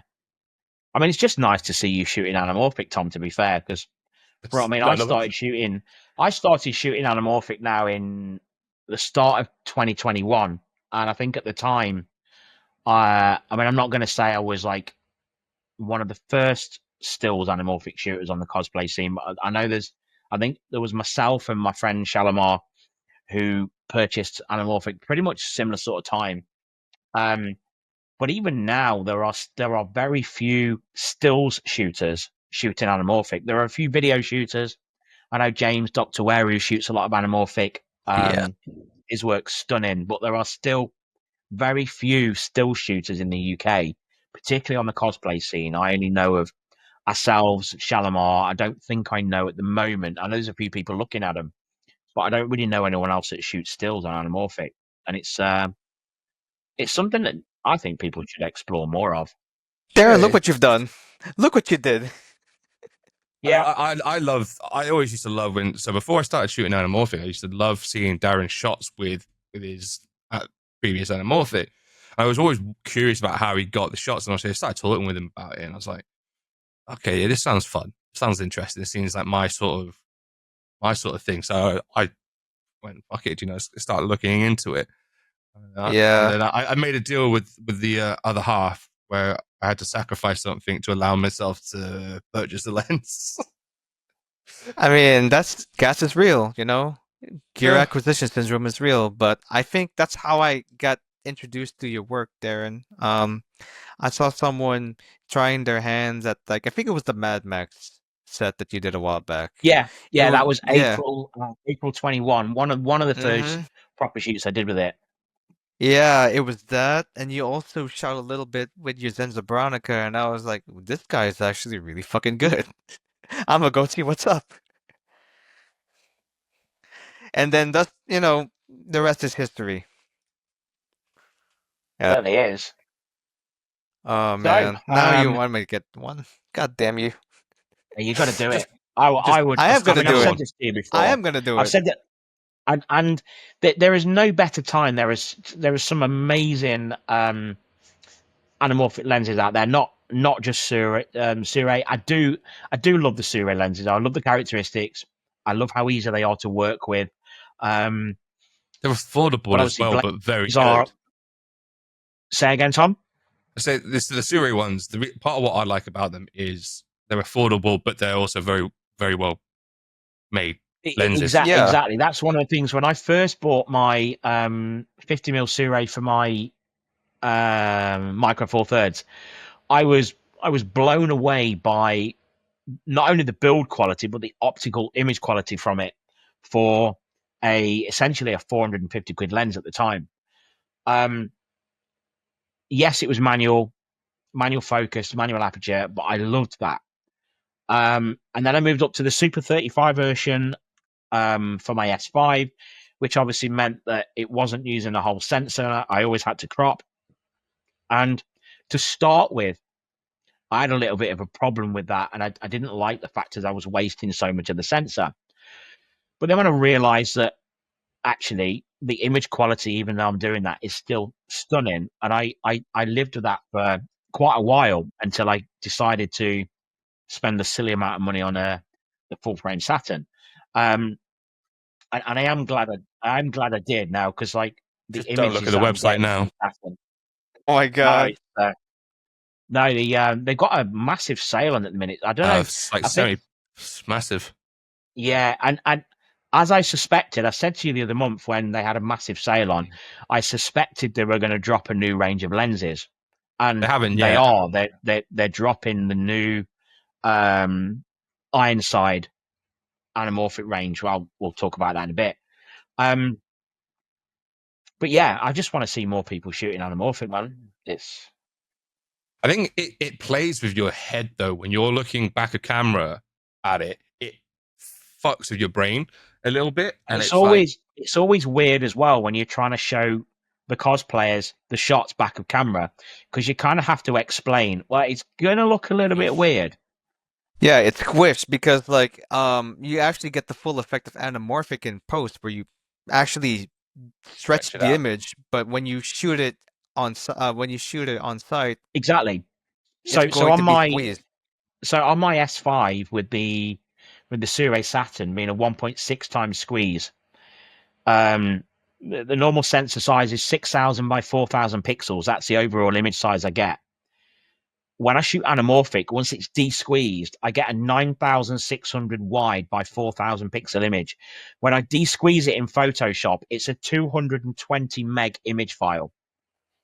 Oh yeah. Yep. And it is just, yeah, it's beautiful to see once it's de-squeezed. It also takes me a little bit back to film in some way, because, okay, granted, we can kind of see in a back camera what the image is going to relatively look like, but until you de-squeeze that image, you can't fully tell if you've got something perfect or not perfect. And you look at it and you go, because it messes with the focal plane as well. It messes with the focal plane. So you what I found is there is almost like focus peaking works great, but there is still a little bit of not guesswork. It's just getting used to the quirks and knowing where the peak focus point is going to be. And then when you look at the back of camera image, and even when you look at the image in Lightroom before it's de-squeezed, you'll look at it and you'll think, that's not quite sharp where I need it to be. And then you'll de-squeeze it, and all of a sudden, like, bang, it actually is. It just, it really messes with the focal plane. So you do have to kind of, almost when you're shooting film, have a little bit of trust in the process. I think uh I think I talked about it earlier before we started recording that I did try my hand at anamorphic. I had like an external like anamorphic glass that I would actually attach to like my focusing lens. And that was such a pain in the ass because not only was I working with complete manual focus, but I also have to like focus with the anamorphic glass, whether I am, focusing for far or near. And so it was just it was just a much slower process, especially when you want to try to get your stuff in focus. And Yeah, you're also working with I looked at adapters because I wanted to shoot some anamorphic on film, and the only way to do that is to shoot with an anamorphic adapter. And I didn't like the idea that I would have to focus and set the distance on the lens and on the adapter. And I was just like, you know what, with the way I shoot, that's just not going to work for me as much as I'd love to do it. It's just not. Maybe if I was shooting some sort of more sort of landscape or scenic shots, that might work, but not so much for the portrait work. Yeah, I think it would be it would just be too much setup, almost I wouldn't say it's like a pain in the ass like 4:5 large format. That's the no-no. But um, if I were to just still try to achieve a filmic look, I don't know. Um, I don't know if you actually noticed, but the Dune movies by Denis Villeneuve, the way that Greg Fraser shot them is that the movies were all shot digitally, but what he did was he did an analog intermediate, which basically means that he prints the digitally shot images onto a very, very slow 35 millimeter negative. And then he scans them as if they were shot on film, and then he digitizes them, and then that's how, the Dune films were able to get a little bit of their grain and a little bit of their Yeah, softness, even though they were shot with like large format IMAX certified digital cameras. yeah, that's mad. And so and that's the process that I messed around with sometime last year when I ran into a convention during kind of like a work thing back in San Antonio in Texas, and then like at the convention where I was supposed to have the work thing involved in, they were just closing shop at an anime convention, and I had my Lumix at hand, and I was like, "Fuck it, let's go." And so I shot some cosplayers. A lot of them were just an absolute delight to work with and just hang out with, even though like the con was closing and stuff. But thankfully, like I wasn't really just taking things seriously at the time, but I still had kind of like a drive to really just go for like the same approach Greg Fraser did when he shot the Dune films, where yes, I shot digitally, but I wanted to just really just go all in for the analog look. So what I did was I went to this website. Unfortunately, they're no longer in service, and I requested them to print all the photos that I shot onto Kodak Ektachrome E100 slide film. And so when I got the slides, and cool thing is that they were mounted, um, and then I was able to like scan all the photos that I took that day. Um, you couldn't really tell whether they were shot on film or digital. And I don't know, like it was just like a really cool thing to really just try out. I was very pleased with the results. Um, like you can tell that there is almost just a slight hint of digital sharpness, but there's also like a little just good and like just enough obfuscation from like just being scanned as something that's analog sourced, that gives it like this beautiful timeless look, you know. So I'd like to do more of that in the future, actually. Maybe I could That sounds try to do that. Yeah, I could try to do that next time I get like my anamorphic lens, and then when I just go around shooting some anamorphic stuff on either portraits or landscapes, and then I could just do the do that type of process again. I think that would lend for some really cool results. good.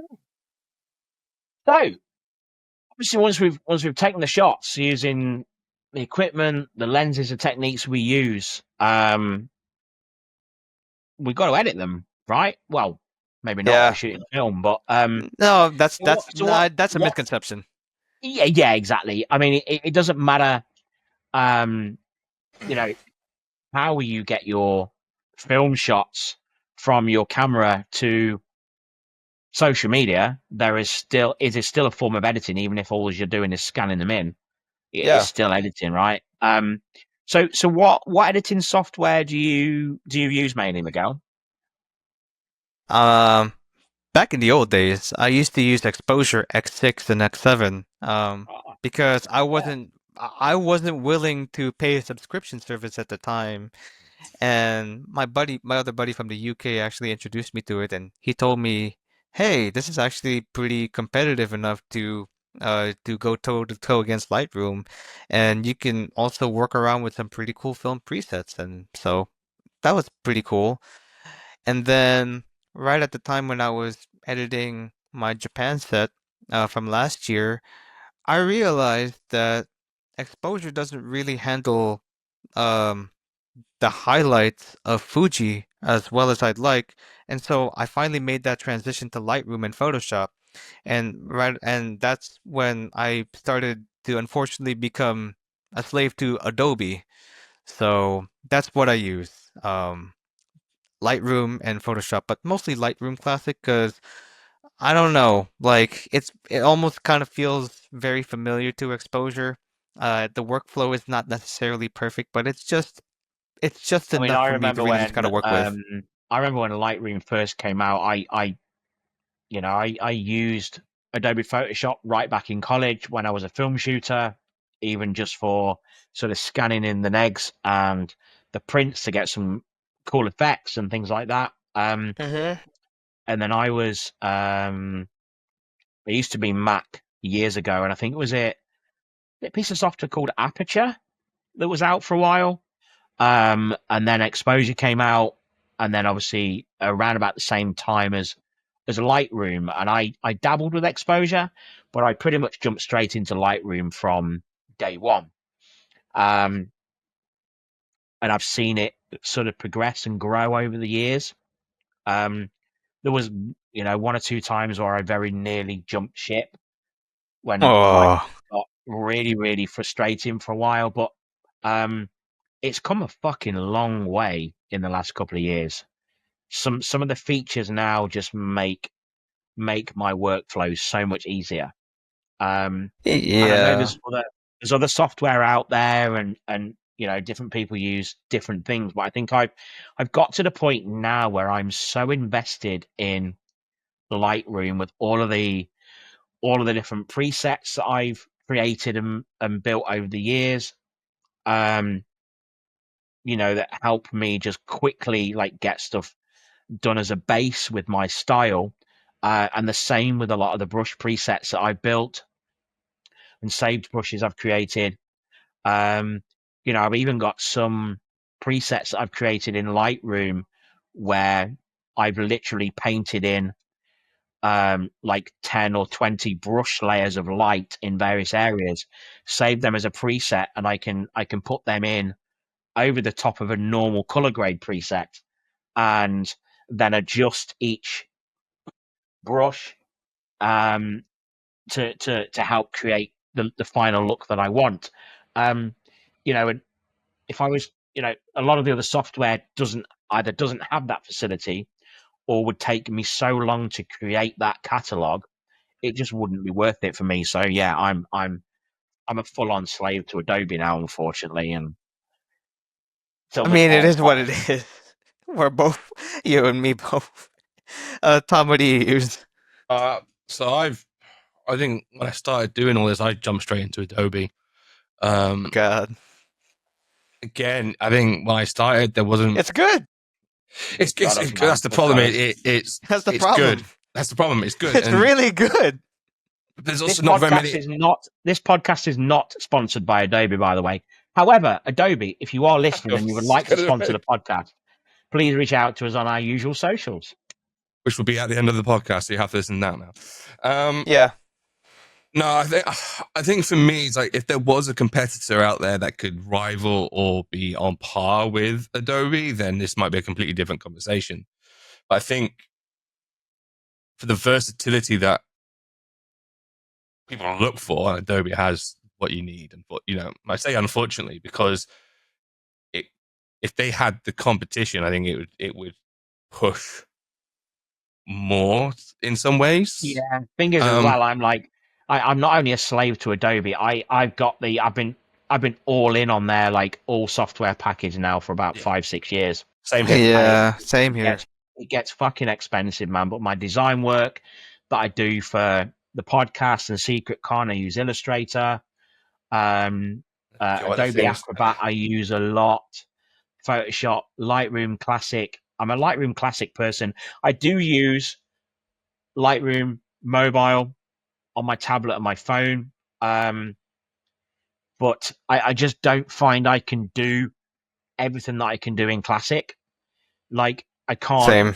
Like my presets, like some of the presets that I mentioned earlier, where I've created presets where I've painted in different brush masks of light. I actually originally started creating because I couldn't use saved brushes in Lightroom Mobile, and you still can't, which is frustrating because I used to use a lot of brushes for skin smoothing and things like that. And now if I want to use mobile on my tablet, I have to go in and no. do it manually every single time.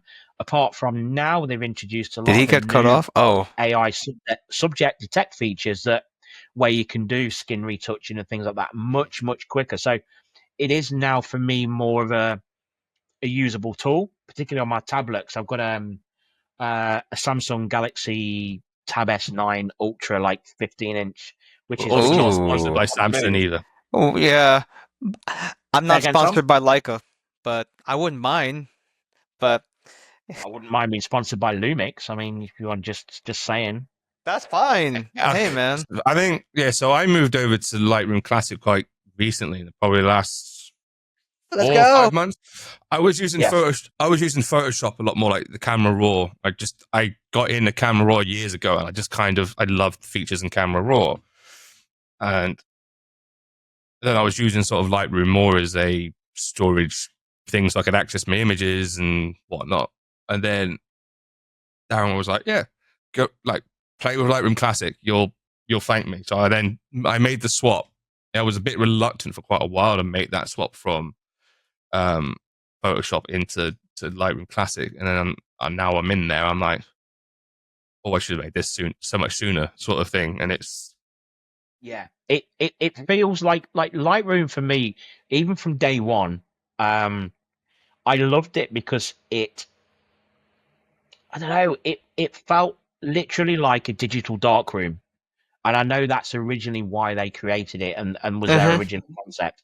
And that's how it felt for me right from the start. Like I say, it lost its way for a little while. But now, I mean, love or hate AI, it's here to stay.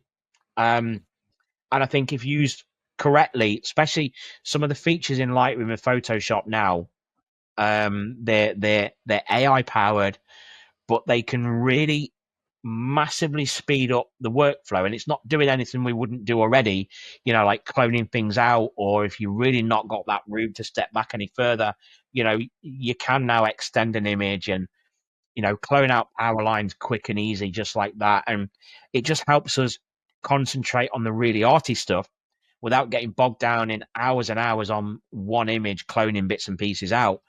And it's become such a powerful tool now, particularly in my cinematic stuff, because I can easily paint in and control different layers of light with masks, and it's just, it's great.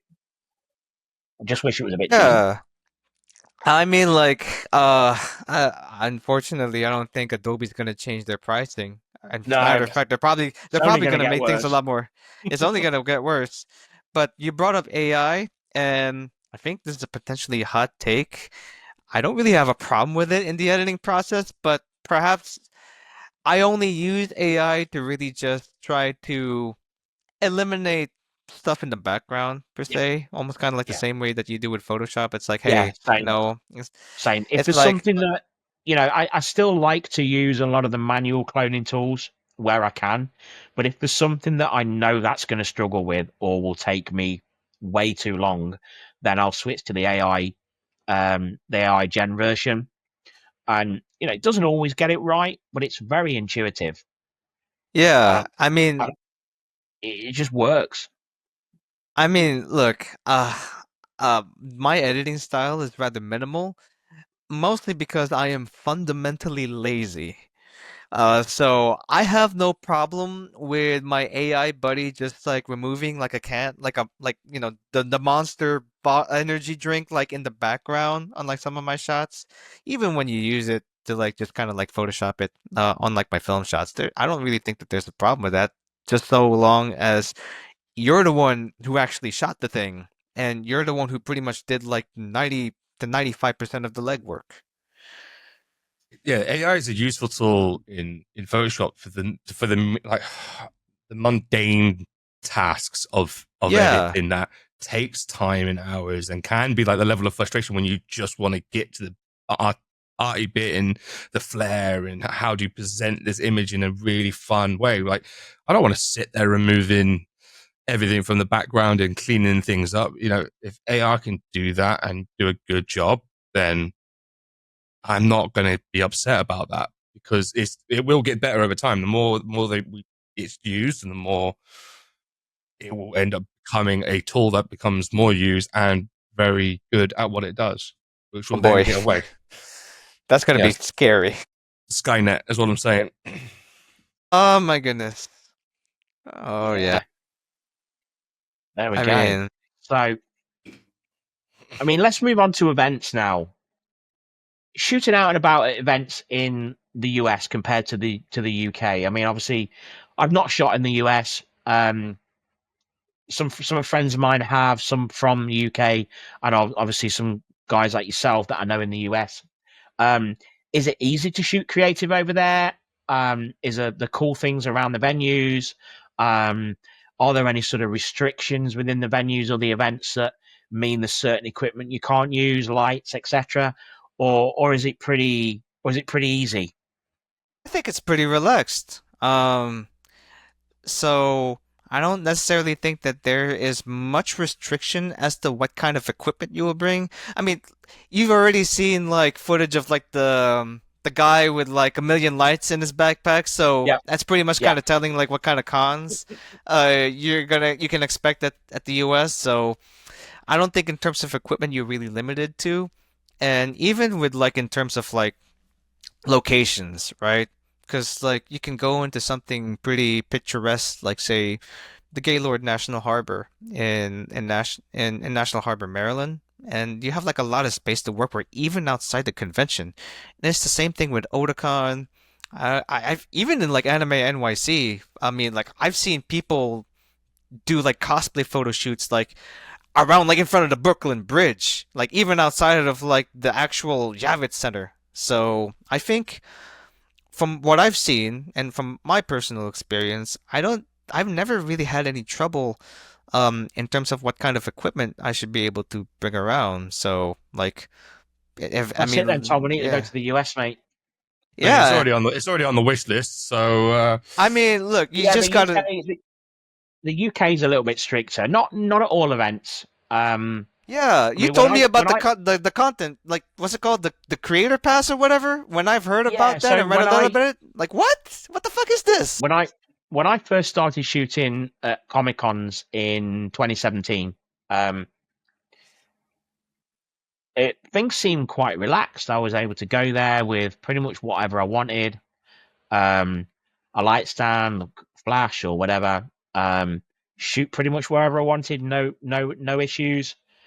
Um, right up until sort of lockdown, really, and things. Obviously, cosplay photography's got a lot more popular in the UK. Cosplay conventions and cosplay itself has got a lot more popular in the UK. And when we came out of lockdown, um, it seemed okay for a while. But over the last probably 2 years, would you say, Tom? 18 months to 2 years?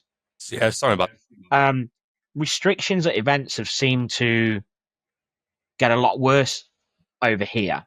And a lot of events now have an out and out ban on freestanding lighting equipment, whether it's on a light stand or whether you get someone to hold it within the event. Some even don't like that being used outside in the grounds of the event. And it got to a point in the UK where it got really, really strict, where people with gimbals, videographers with gimbals, were being challenged, saying their equipment was too professional. even photographers. And it just got a little bit crazy for a while. And end of last year, I think, was probably the breaking point where, you know, don't get me wrong, I appreciate that freestanding equipment can be a problem at events. Most of you know, some don't. I run a cosplay photography event with a few other directors in the UK. And, you have to be sensible. They're a trip hazard. They can be dangerous. You have to be careful using flash because some people might be photosensitive. But I think it went a little bit too far the other way. And it almost felt like almost couldn't shoot anything creative at events. It got to a point where at sort of MCM London, we couldn't even shoot outside around the grounds of the event in the local area because it was all owned by the venue, and they were saying, "Oh, if you want to shoot here, you got to have a permit," and then you'd apply for permits, and then they'd cancel all the permits, and it just got really, really crazy. And then started this year. I know one of the events, MegaCon, had been working very, very closely with Excel to help relieve the situation, and then MCM Reed Pop did some further work with them again in May, and things seem to get a little bit more sensible again. And I'm really hoping that's going to continue, but that can only continue if the photographers attending are also sensible themselves.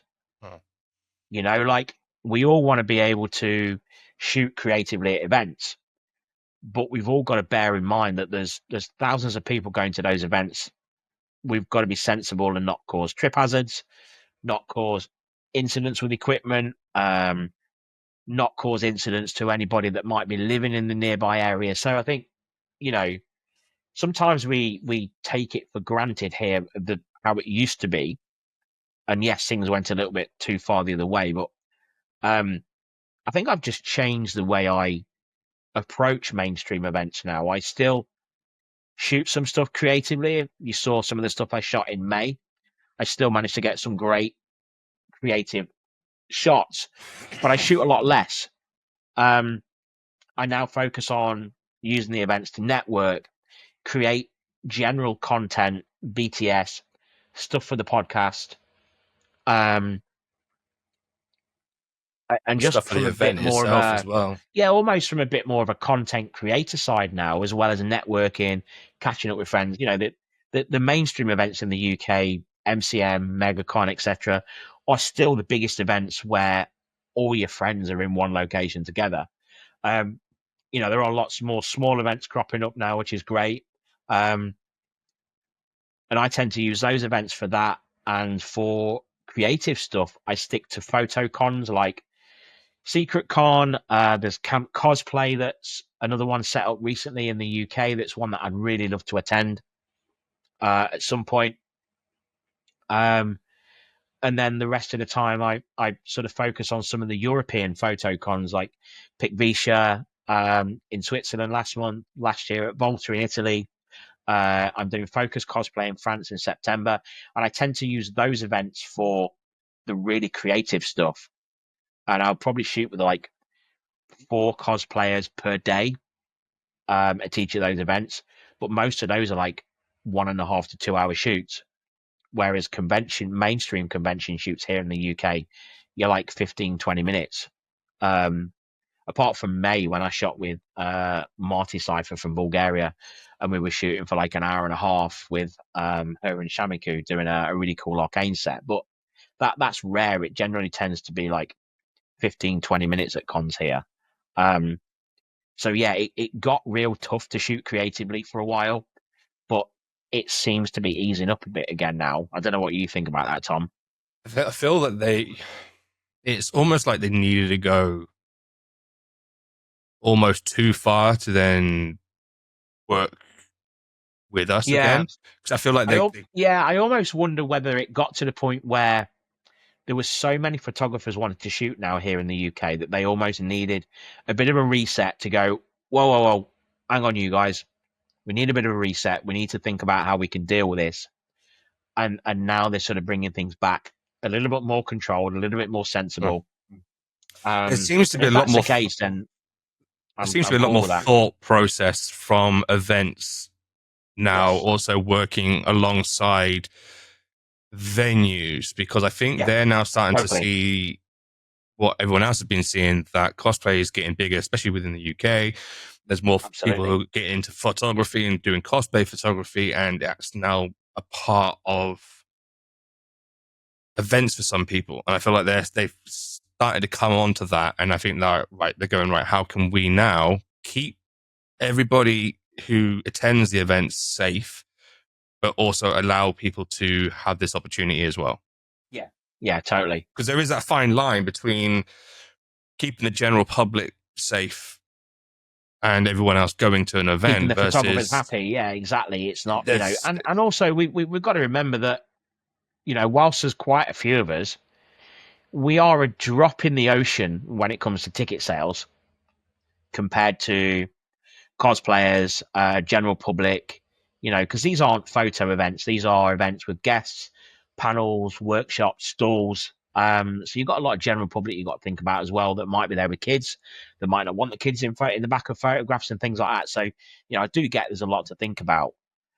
But I really do want to go to a US con. I want to go to Dragon Con or I think Katsucon would be great for you. Or especially People do MagFest. keep saying that, actually. People do keep saying what's the other one we were looking at, Tom? Was it Dragon Con, and then there was that one. WonderCon, is it? WonderCon was the other one. Here we go. So the question is, which one's more expensive? I think MagFest is more expensive because there's more to do, because you have concerts, like you have like complete orchestras that like play video game soundtracks.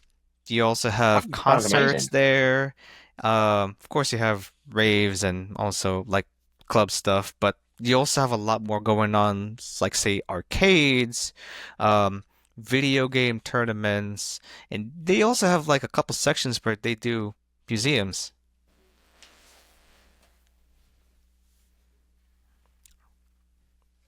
Yeah, you have like a couple sections where you do museums. I don't know why my internet is pooping right now. My internet's not that bad. I don't know who's downloading what, but yeah, MagFest is definitely more going on. Oh boy. I'm gonna go. Was the con? Jesus, you guys good? Yeah, Hello? we're good. Yeah, cool, Yeah, cool. just keep disappearing. Yeah. Yeah, I don't know what the heck's happening. You want me to like run it back from the top? I think we got most of the gist of it with regards to Magfest. I think the main thing with me is obviously you mentioned Katsu. Yeah. Because Magfest is Magfest kind of like January time, isn't it? MagFest is January. It's usually January, and then Katsucon is February. February. Katsucon is more anime oriented. You're there to really just show off your best cosplay work, and then, especially at the gazebo area, it gets really, really crowded. MagFest is a lot more relaxed because a lot of people are going to be stuck playing video games and attending concerts, which is, like, you have a lot more going on there. Katsu is like, unless you want to go to panels and you want to get like your stuff signed from like voice actors or like people in the industry. I need to look up a bit more about that. You're back. Jesus Christ, I don't know what the fuck is going on. Whew. Low. That's normally what happens to us. Oh my God. Don't worry. Anyways. It gave us a little bit of time to look at flight prices to Washington for February next year. What have I done? Look, I haven't gone in. Actually, much cheaper than I thought. Like 450 quid return. So that's direct as well. I mean, like, look, I haven't gone to any conventions at the West Coast, so I'll report back momentarily, I guess. So the TLDR. While my internet for some reason decided to poop out on me, MagFest super chill. I have a lot more to do. It's more game centric. Katsucon more cosplay centric and anime centric, so it feels more like a job. Whereas MagFest, you just want to kick back and relax. It's like Vegas for nerds. Actually, you know what? Dragon Con, I feel like it's more like Vegas for nerds, I guess. Yeah. Have you been to WonderCon at all? No. Like WonderCon? Yeah. No, what is that? Is it WonderCon? DragonCon? It is WonderCon's the other one. WonderCon. Yeah, WonderCon's sort of like San Francisco area. No, I went to San Francisco just to do some street photography. So, I wanted to treat myself on my birthday. That's why I went to San Fran. So, but actually, if I were to go to actually, you know what? I guess I am going to Anime NYC, so there's that. I don't really have any interest in going to Dragon Con. I'm not a big party guy, so I'm probably just gonna be holed up in my hotel room just watching Netflix, or I don't know, just be somewhere in like a super chill corner, just eating ramen and enjoying some mocktails with my other homies, I guess. But you know, nothing Sounds wrong with cool, that. man. That It does sounds like sound a good cool. idea. Yeah, I don't I mean, know. I've always, I've always had a real passion to go to New York just to do some cool photography. Yeah, man. Um, Even just going to New York, it's expensive, but man, it's such a great time. It yeah, never gets old. no, no. But kind of I think my focus these days has shifted more from New York more to Tokyo, Oh purely because I think God, with my style of photography, could um, work actually.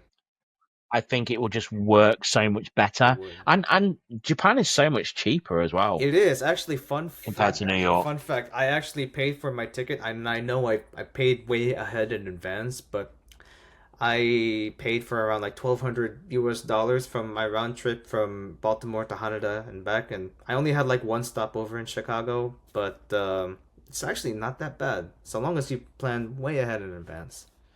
Yeah, I think that's the key. Um, I mean, I'm looking at things to do for my 50th next year. Go Uh, to Japan. fuck, I'm old. Hey man, look, age before We're beauty. toying. Yeah, well, yeah. I mean, we're toying with the idea of either going to flying out to Norway for like 5 nights, either Stavanger or Bergen, or maybe just saying fuck it and going to Japan and going to Tokyo, maybe Tokyo and Kyoto, or Tokyo and Osaka. I'll probably only be able to do like 7 to 10 days because of the amount of annual leave. Because I need to keep some annual leave back for like European events next year, and my own secret con events. But yeah, I kind of like I'm going to weigh up the pros and cons of the costs. Obviously, Norway is quite expensive when you're there, but flights are cheaper. Accommodation is, I think we worked out we could get a 2 bedroom apartment in Norway for like 600 quid between like four of us. But I think accommodation in Japan is quite cheap as well. So I think the main cost for Japan is flights from the UK.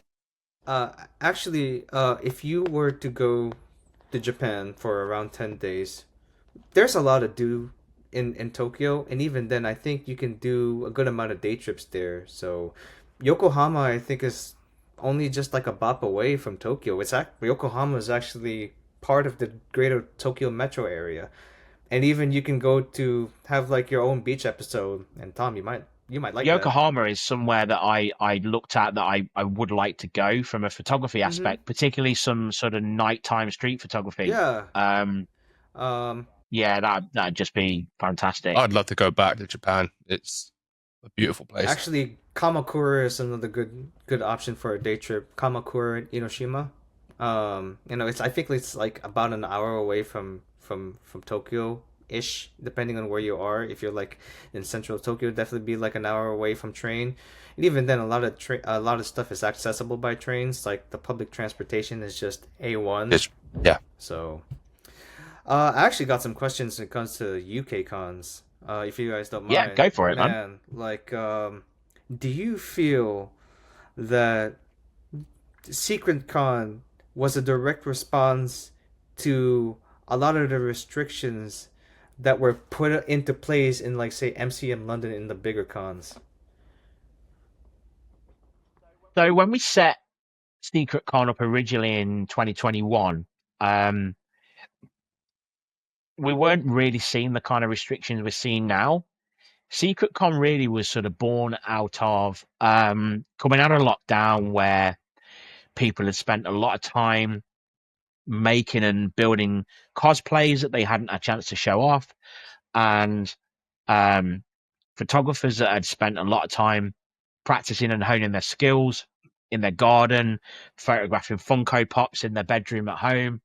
Um, I mean, but also the flip side of that was not so much the restrictions of mainstream cons, but the limitations of shoot locations. So even back when there weren't really too many restrictions on what equipment and where you could shoot, the areas that you could shoot in were still felt quite limited because they were quite samey, either grey mottled walls or some trees, and it was always like hundreds of people in the backgrounds of the shot. And so Secret Con came about because we wanted to. Initially, Secret Con was born out of 5 friends that wanted to do some cool shoots with some other friends and hire a cool location and split the cost.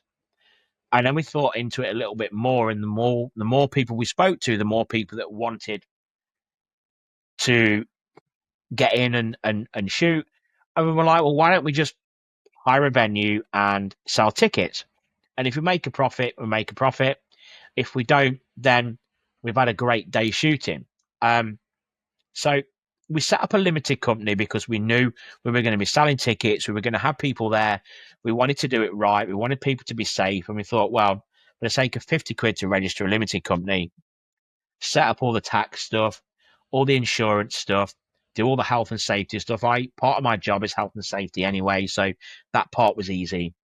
And we did it, and we made a profit on our first event that paid for, left enough in the bank to pay for another event.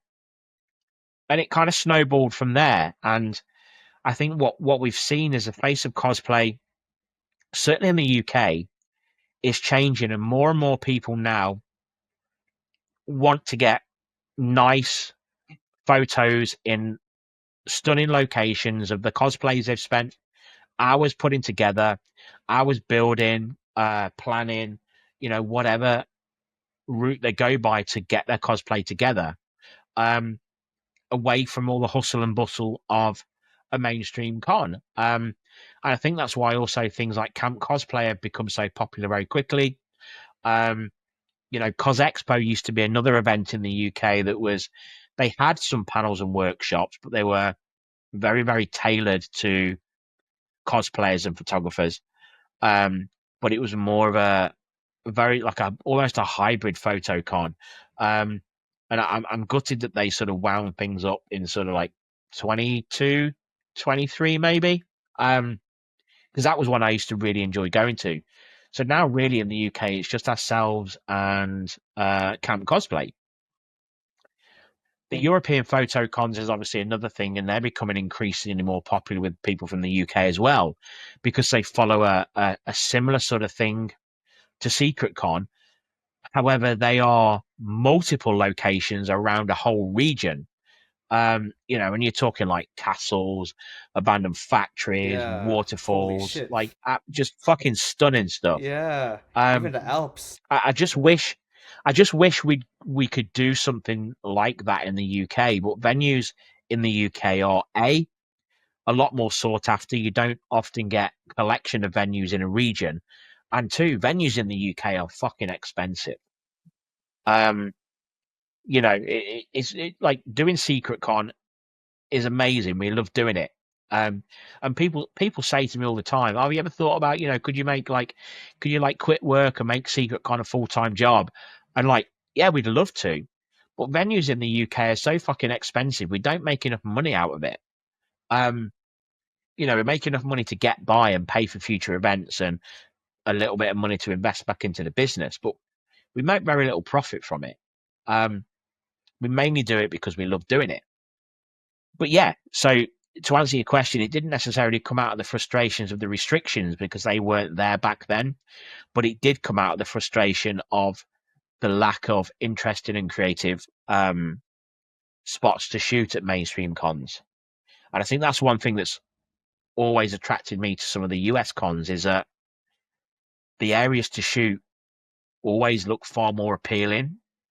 I suppose because I'm not from there and I don't go there all the time, I suppose that would be very easy for me to say because it would be very different. But the locations at US cons do seem to have a lot more about them generally. Well, yeah, I think perhaps that's something that I never really took for granted. It's just that how pretty laissez-faire a lot of US cons are as a photographer, because I think we all are just coming together just really to have fun, take photos, show off our cosplay, and especially in like the more cosplay focused events like Otakon and Katsucon.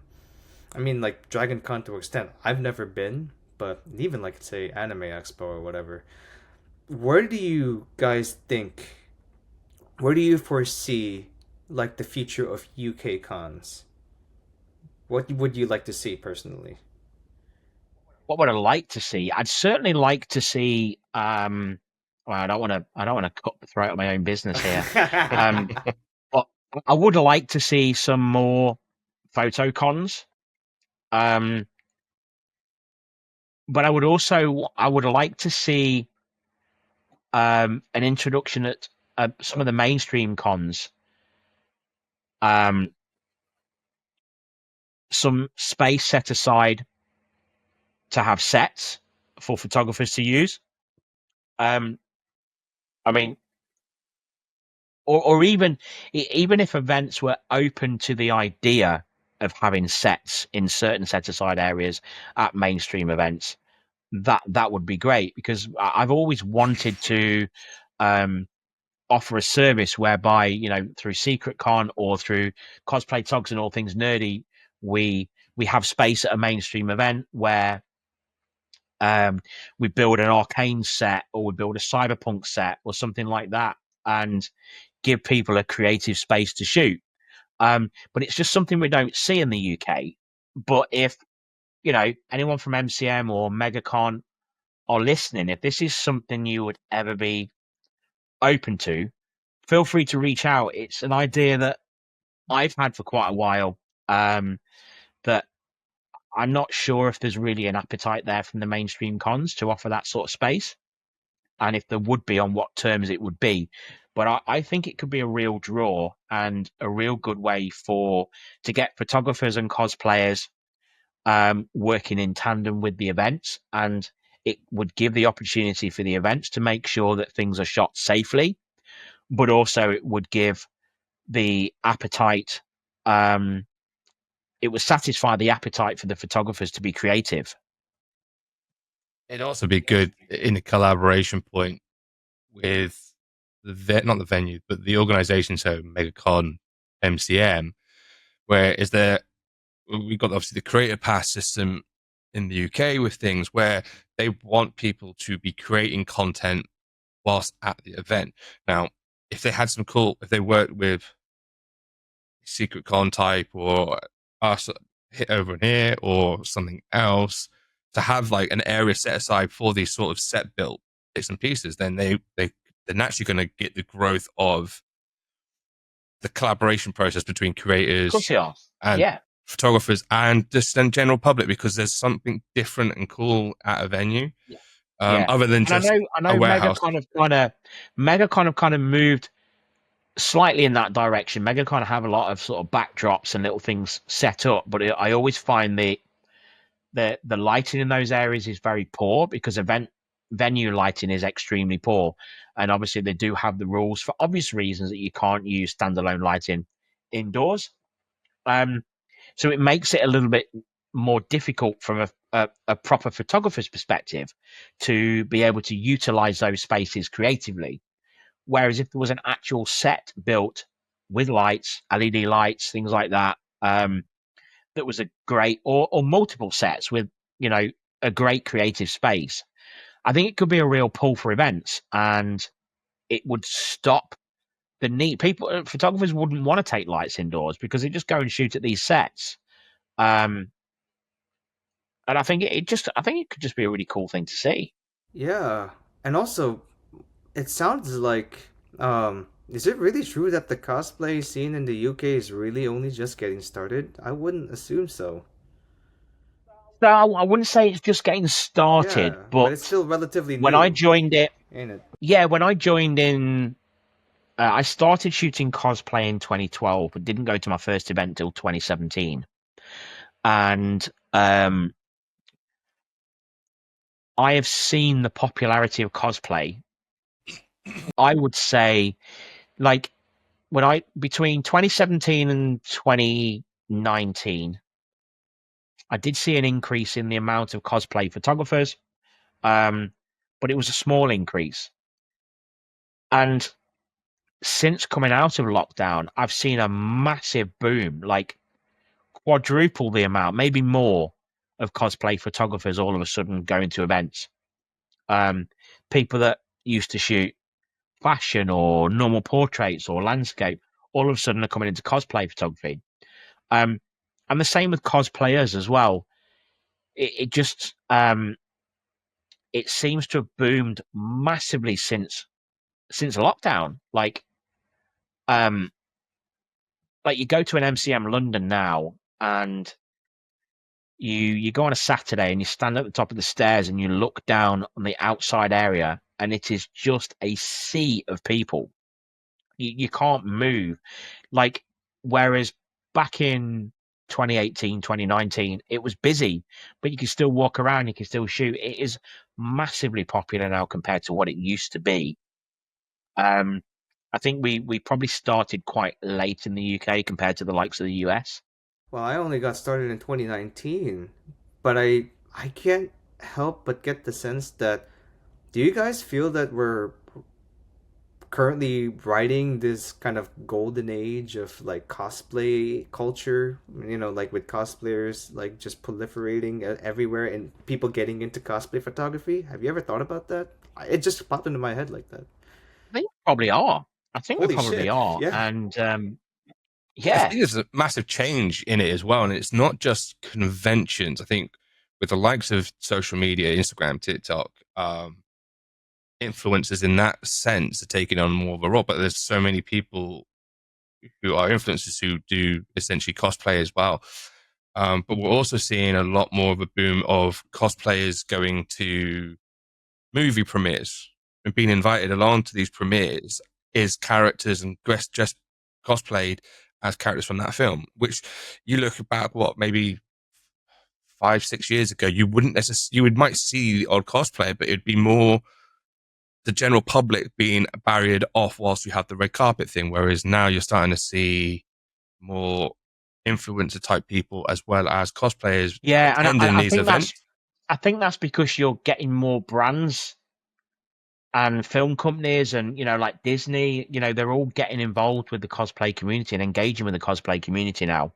I've even seen lighting companies, camera companies, like Rotalight, Godox, Smoke Ninja. Even Lumix now have started sharing some of my cosplay shots and some of my stories, Man. and Godox as well, and Adobe. Whereas, like, previously I'd get the occasional comment from the likes of Adobe or something on like my non-cosplay stuff. But even brands like that now are starting to see that cosplay is becoming more popular around the world, and they're obviously seeing a gap in the market, or, well, not a gap in the market, but they're seeing that their products are being used by that element of the market. And so it kind of makes sense really for brands to reach out and get involved with the cosplay community. Yeah.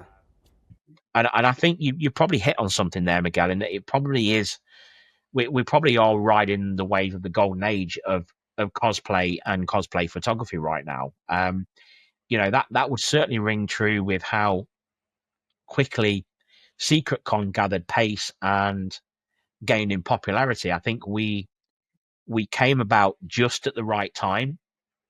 I think if we'd have started any later, we would have probably struggled a bit more to build the popularity because of the cost of living crisis and the economy in the UK. And I think if we'd have started any earlier, we probably wouldn't have had the buy-in. But we really did hit the ground running with SecretCon, and there seemed to be a huge appetite, and that is just continued. I mean, how long it's going to continue for, I don't know.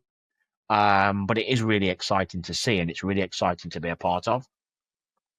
But it's also a good thing for a lot of people. I feel like a lot of people, and we reflected on our last episode in regards to mental health.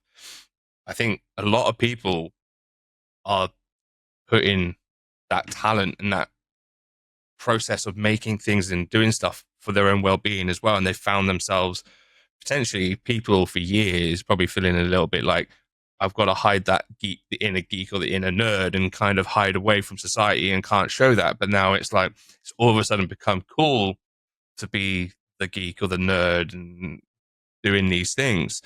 So it's like almost like flipped, like whole 180 in sort of some people's minds, but it gives people like an outlet to for multiple reasons. I'm also finding that like people out and about in general life who aren't part of the cosplay community, like back pre-pandemic, if someone said to me, "Oh, what are you doing this weekend?" or what do you do in your spare time?" and I would say to them, "Oh, I shoot cosplay," and you'd literally have to explain to them what cosplay is. It's very rarely now I meet someone that hasn't heard of cosplay and doesn't know what it is. Yeah, I think that kind of says it all in itself.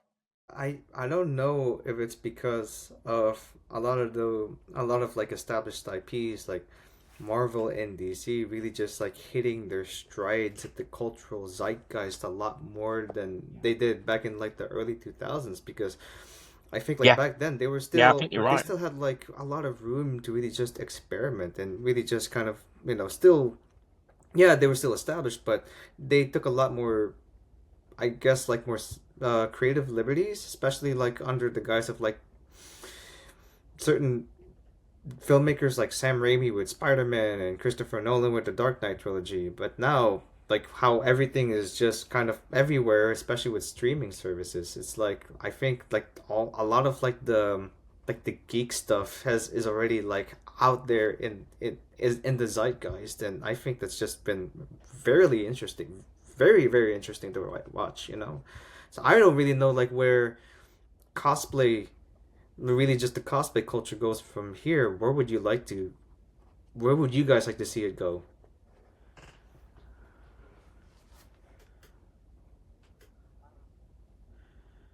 Just slowly get stronger and just continue, I guess, or just let's not Yeah, have it as a fad or have it as a thing that just dies out, but maybe it progresses and it moves forward and sees what happens to it, sort of thing. yeah, I'd agree with that actually. Whilst I'd also like to see and encourage more smaller events as well, like maybe themed cosplay events. You know, sort of not just your larger general cosplay events, but some of like small themed events. I know there's been a few like Sonic Com or something like that in the UK that's based around like Sonic the Hedgehog stuff that's been going a few years now, and obviously there's a lot of anime cons that purely based around the anime side, and then there's conventions around Doctor Who and people are cosplaying at those. I would like to see sort of more themed events and maybe some themed events that are purely based around the photocon aspect as well. I know we're working on one that we're hoping to get out a bit sooner, but we've not been able to. We pushed it back to next year. That's going to be based purely around Arcane League of Legends, and that's had a lot of interest. Um, but I like to see more stuff around that. I mean, I love working on group shoots and things like that. I really enjoy working with and around others. I kind of thrive in that environment. Because I just feel you get to bounce off each other. The atmosphere is fantastic. So I'd definitely like to see kind of more of that in the UK. Um, I mean, like from if you ask me, on the creative side of things, I would love to see, um, photographers be more bold in their approach. I'd like to see more experimentation. I mean, like Darren's already doing a fantastic job with anamorphic, and I mean, look, like now I want to get an anamorphic lens, but it's not just. I know that feeling. Yeah, I know gas is real, but also like from really just kind of like in terms of really just the creative side of things, I personally would love to see, I guess, like a fusion of genres. I don't know. Kind of like have cosplay almost kind of enter its new Hollywood phase, where in the sense that like you have like people are within the cosplay photography scene are looking to be more audacious and singular with their visions. Yeah. I think that would be really cool to That'd see. be really like, cool, actually. Yeah, it would be just really cool to see like where would people like take cosplay photography into like uncharted territory, because I like to think that I'm just kind of like dabbling into that, especially when I'm experimenting with, say, like red scale film or even slide film or even cross processing slide film and vice versa. And Darren and you guys are already like doing it with dabbling in anamorphic. So I'd just like to see more of that. When I'd love to get when I was coming through college in the 90s, Nick Knight was one of my most influential photographers, because at the time he was this sort of amazing experimental London fashion photography. He experimented a lot with cross processing, particularly with slide film, and it was a huge influence of mine, and I guess still is to this day. A lot of some of the looks that I sort of go towards with some of my imagery does sort of arc back to some of the old sort of cross processing days with the RGB lights and the different mix of colors. Yeah, definitely love, and I'd like to see more people experimenting with film as well. I really would like to see that in the UK more. I mean, I need to get back to shooting film more again. I kind of, the last 18 months I barely shot any, and I really need to get back to shooting film. But I'd like to see more of that in the UK. Oh man, please pick up that Bronica. I want to see Bronica. I want to see that Bronica do some magic again. Me too. There you go, October. That's your mission, Darren. October. Yeah, man. I've got a film full of fridge that I need to, a fridge full of film I need to use up. You so. know what to do. Your mission, should you choose to accept it. So. Right, we're going to move on to a little bit of a show and tell now. Boy. So we've all selected sort of 4 or 5 images around a cinematic style.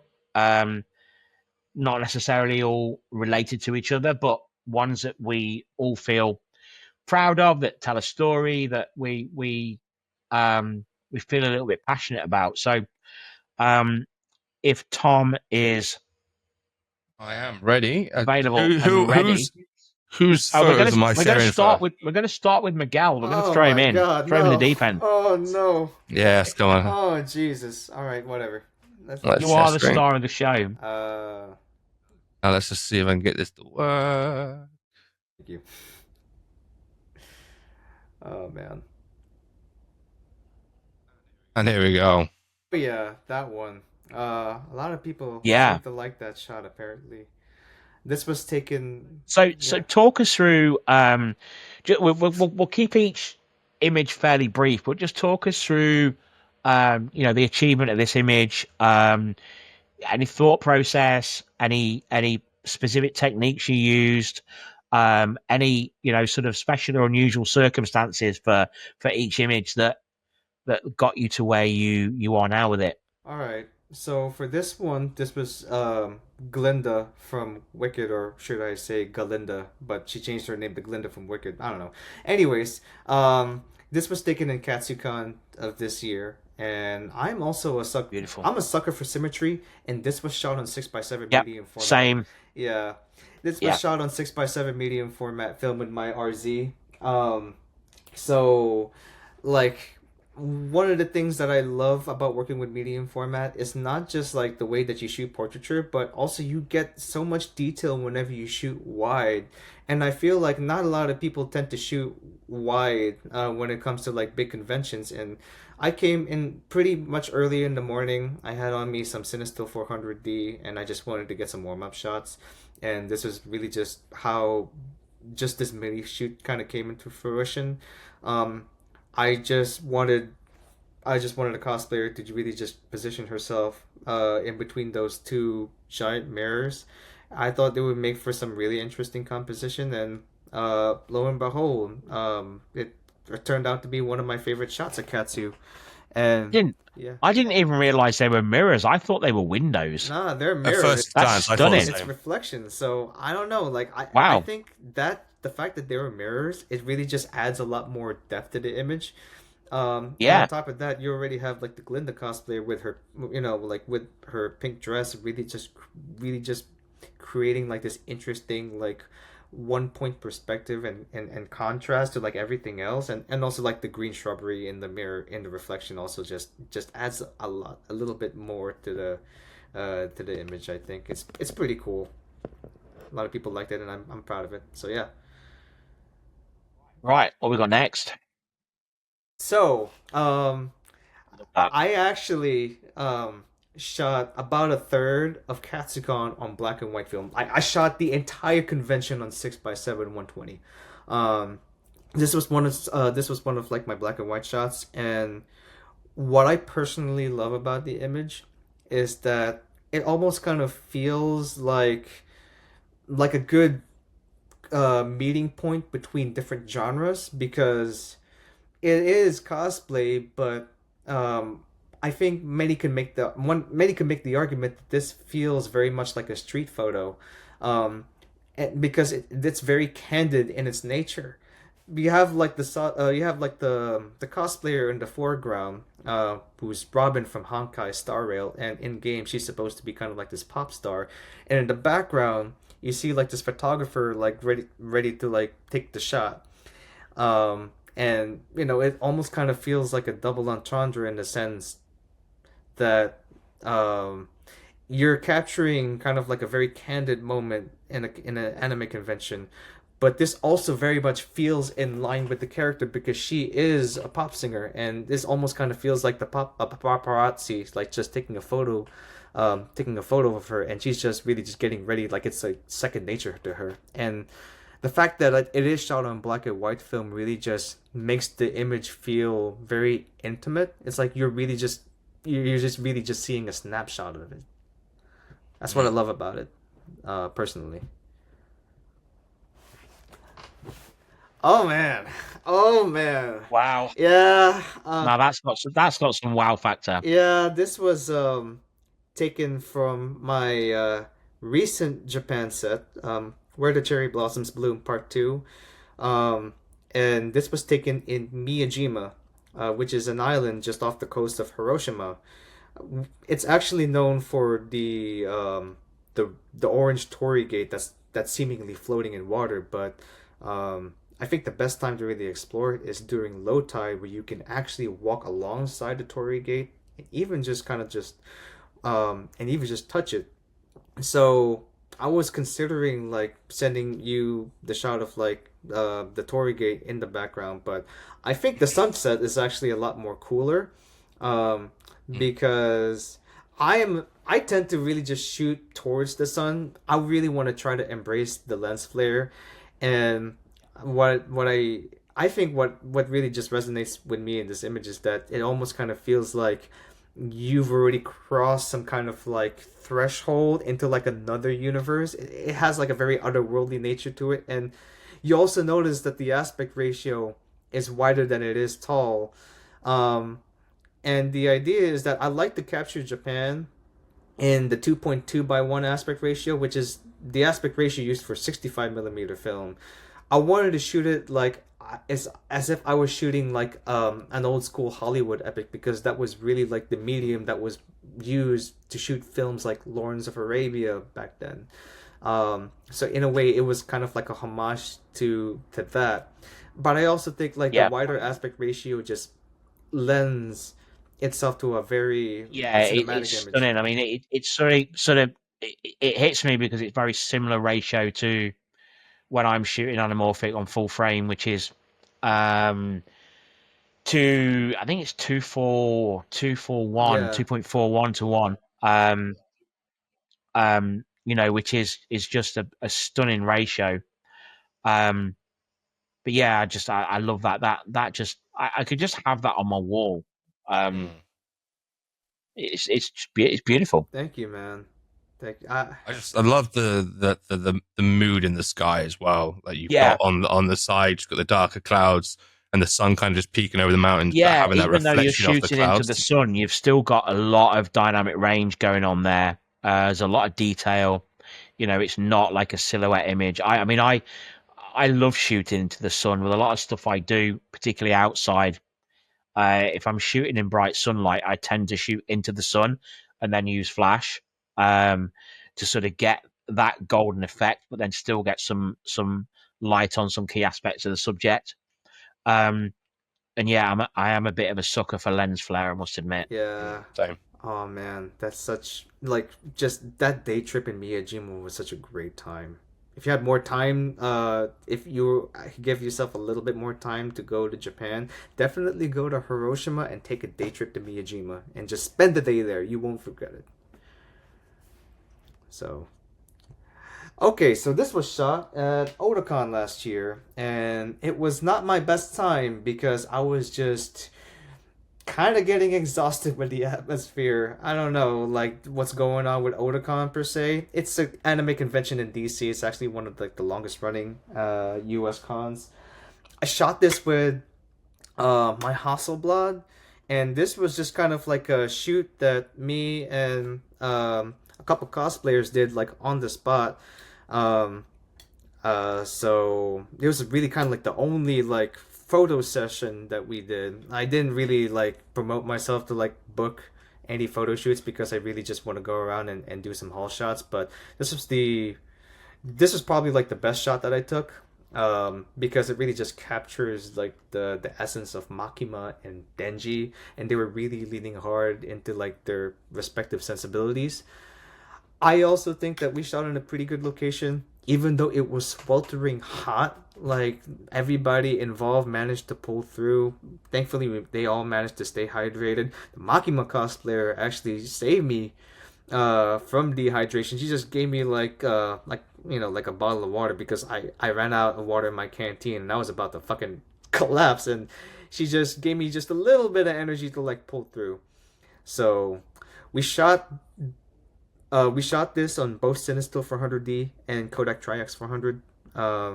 But out of all the stuff that we shot, I think this one is my personal favorite because I'm also a sucker for like 1 point perspectives. I guess that's something that I've learned from watching Stanley Kubrick movies. And I shot this on like on the 50 millimeter, which is the equivalent to 27 millimeter on full frame. So it was shot wide, and it actually lends itself pretty well.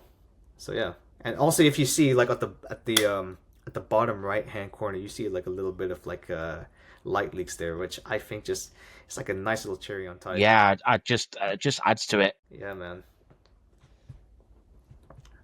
Pretty cool. And the last one from you. Oh man. I'm so glad you put this shot in because I fucking love this shot, man. Yeah, I look.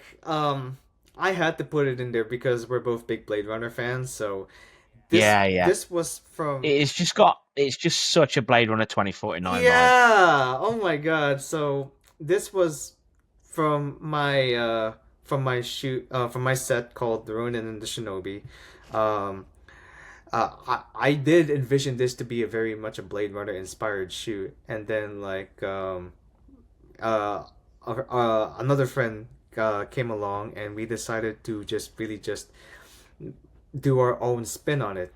It is you still see very the Blade Runner influence in the visuals, but we wanted to really lean hard into like the more pulpy side of things. Like we really want to lean more into something more action oriented, whereas Blade Runner is more atmospheric and noir.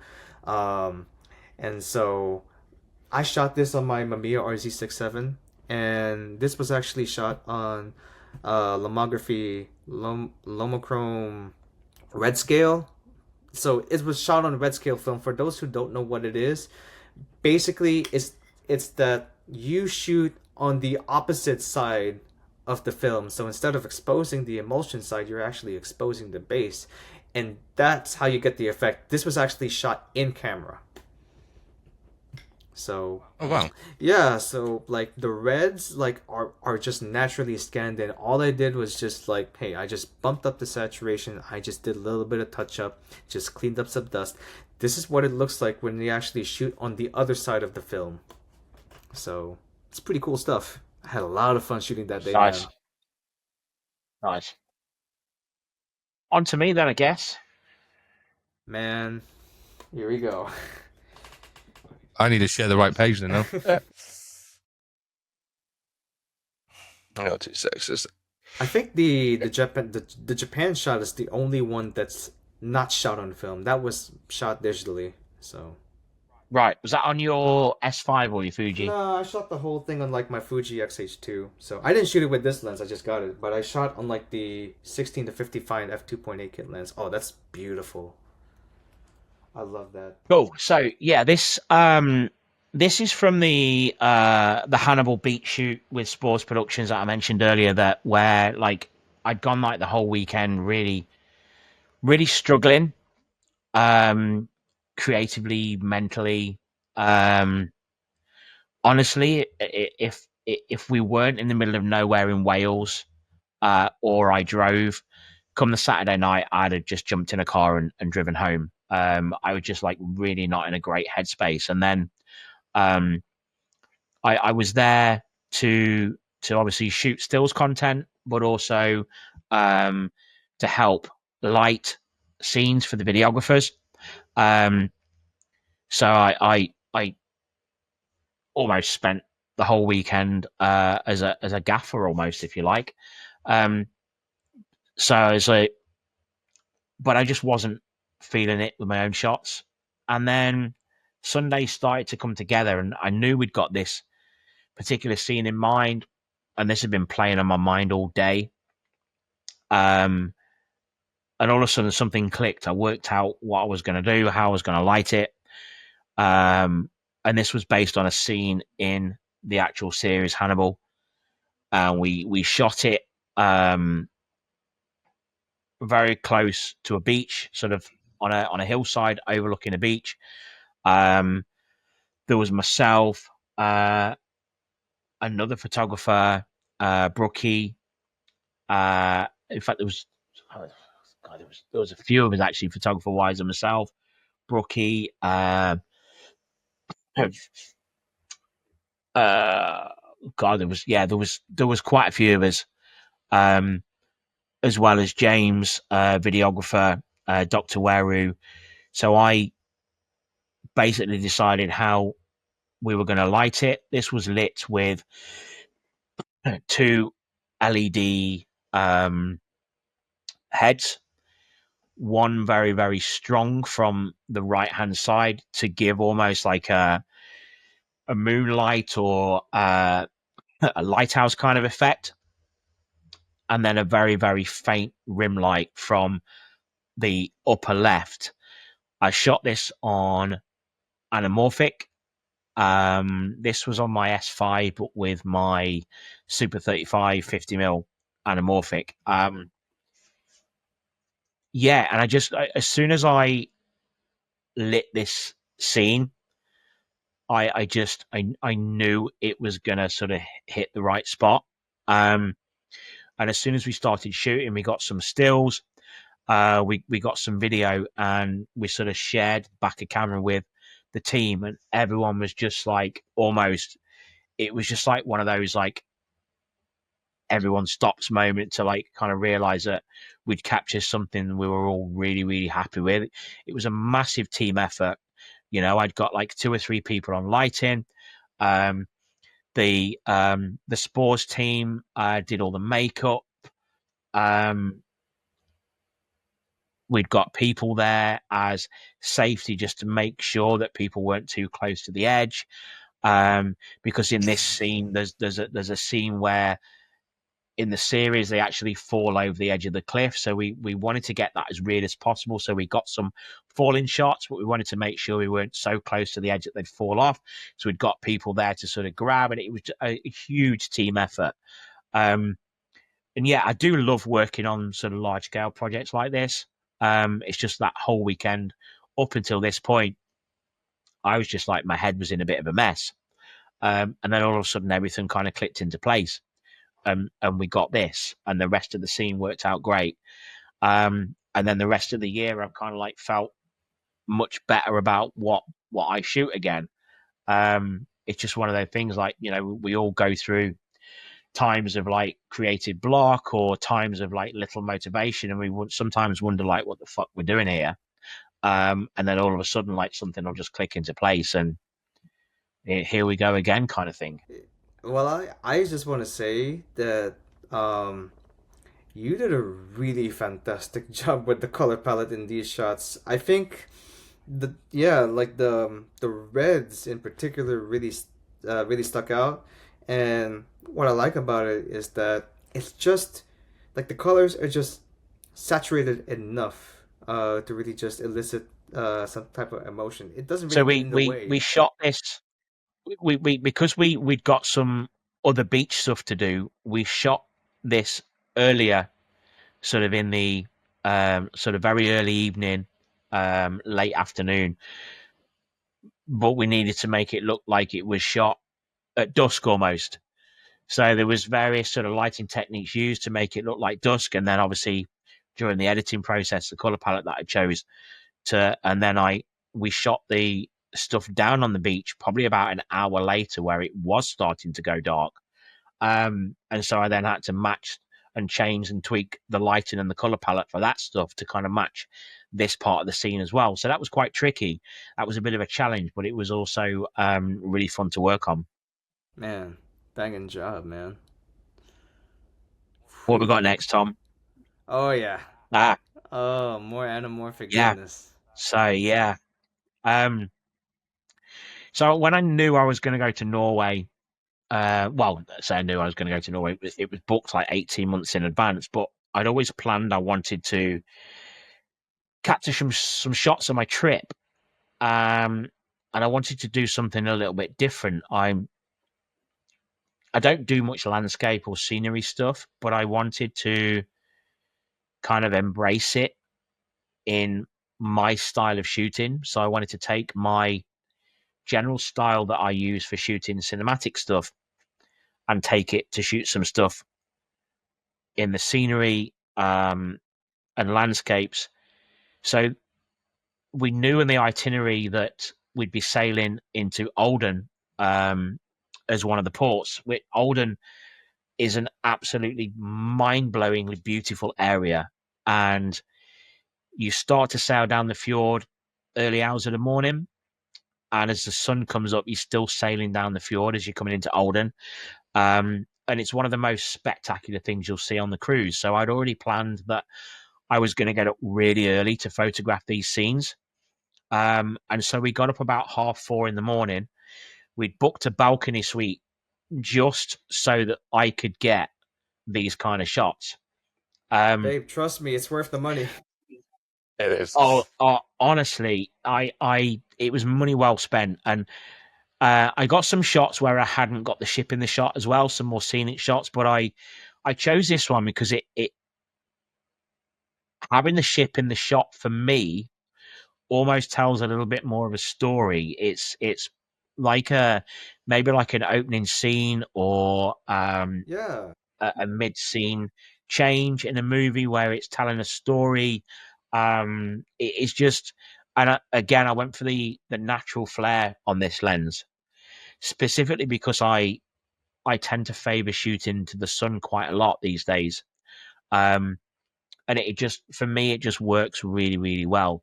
And again, you know, this was shot with the S9, and it just shows the level of detail that you can get from shooting in very low light conditions. That just, you know, the colors, and I went for quite a subtle color palette.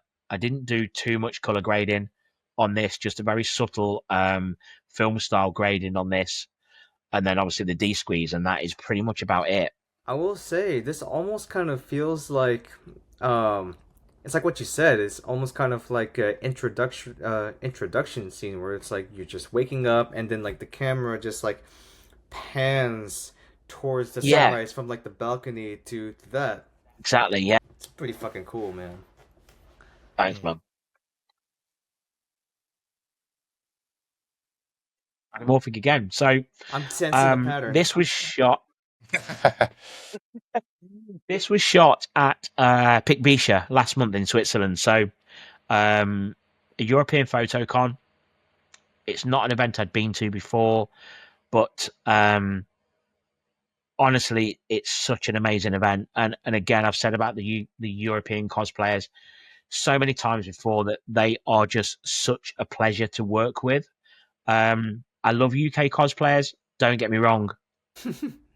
I love every single person that I work with, but the level of passion that some of the European cosplayers go to, it's just unreal. Like every one of my shoots were like an hour and a half to 2 hours long, and the level of effort that they will go to work with you to get the shots is just unreal.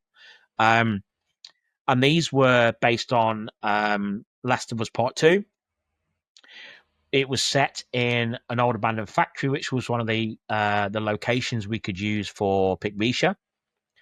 So the top shot, as you'll see there, it was shot with the same anamorphic lens as the previous shot with the neutral flare. So the Sure Saturn 50mm.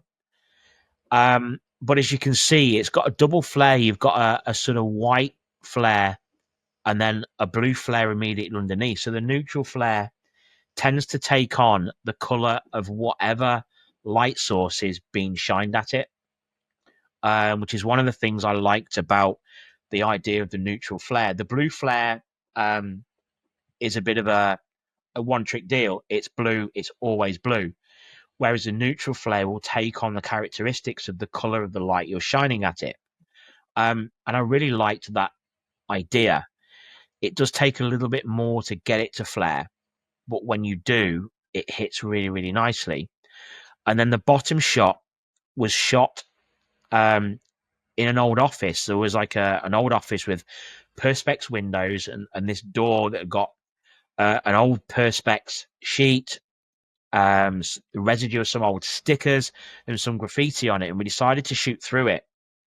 And for me, again, just the whole atmosphere, it was lit with the Godox AD300, but I only used the modeling light. My Godox LED light that I got was too bright. The flash was too bright because I wanted to really capture the ambience of the location. And so we just used the modeling light from the AD300 with the gridded reflector, and I just felt it really added that, really harsh contrast to the scene, as well as still picking up some of the aspects of the old factory. I really like the use of hard lighting in both shots, and for those I think who've played both Last of Us, lens flare is actually like a visual characteristic in the game, so it almost does feel straight out the game. I also really like the bottom shot too, because I think like a lot, like it's just got enough mix of light and shadow to add just more texture to the face. That's what I really like about it. It's really good layering. Thanks. Given enough of a little bit of a story that you can see that she's coming out of the darkness. Yeah, dare I say. You still see enough There's enough characteristics that you're making out the subject, let alone not overbearing it too much that we're seeing it. Yeah, it's just enough. Dare I say cinematic. I'm gonna stop yapping. This one was from a Nika group shoot I did I think last year. Yeah, some on the back end of last year, I think it was. Yeah, I think it was like September time maybe. And it's sort of set in this sort of fuel depot yard, and it kind of really, really worked for this character. So again, I was shooting straight into the sun, and then shooting flash. I mean, even the AD300 here, it was shot with a softbox, 65 centimeter softbox on the AD300. And even that I was shooting on full power because it was a really bright sunny day. And then so the sun was peeking over the fuel tanks at the back, and then I just added in some extra flare in post just to help boost that sort of look a little bit, and to help sort of take the distraction a little bit away from the fuel tanks themselves, and just add a little bit more focus on the subject. It was shot on my 50mm Sigma, 50mm Sigma 1.4 Art, which is a great lens, really, really clean, really clear.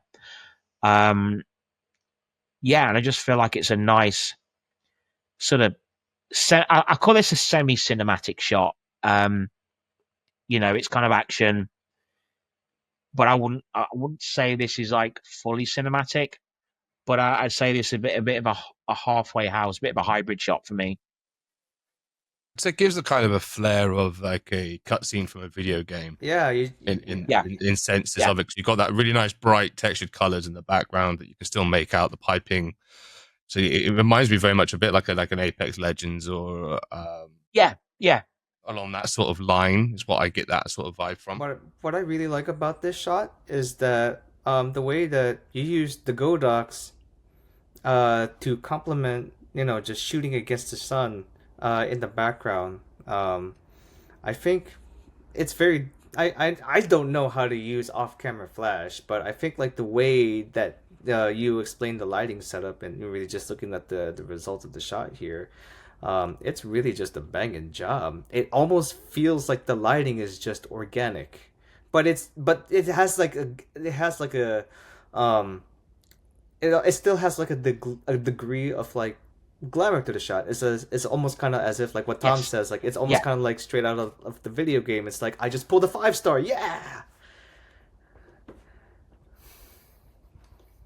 On to the last one.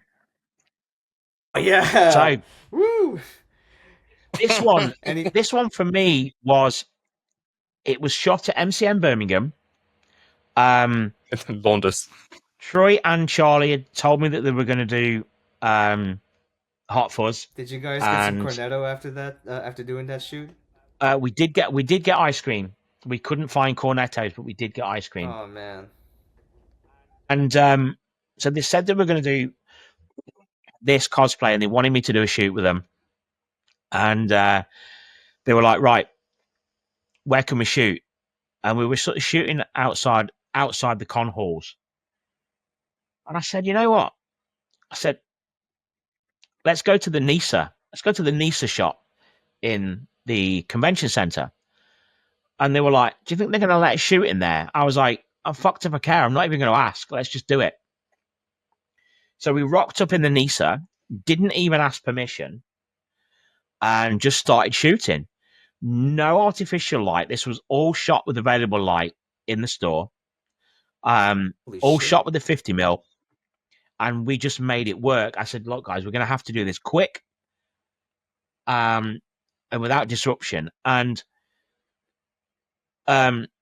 like, to our surprise, the people in the store absolutely fucking loved it. They were laughing. They just let us get on with it. And then we went and bought drinks and stuff from them afterwards, and they were fine with it. But I shot this as like a set of about 3 or 4 images.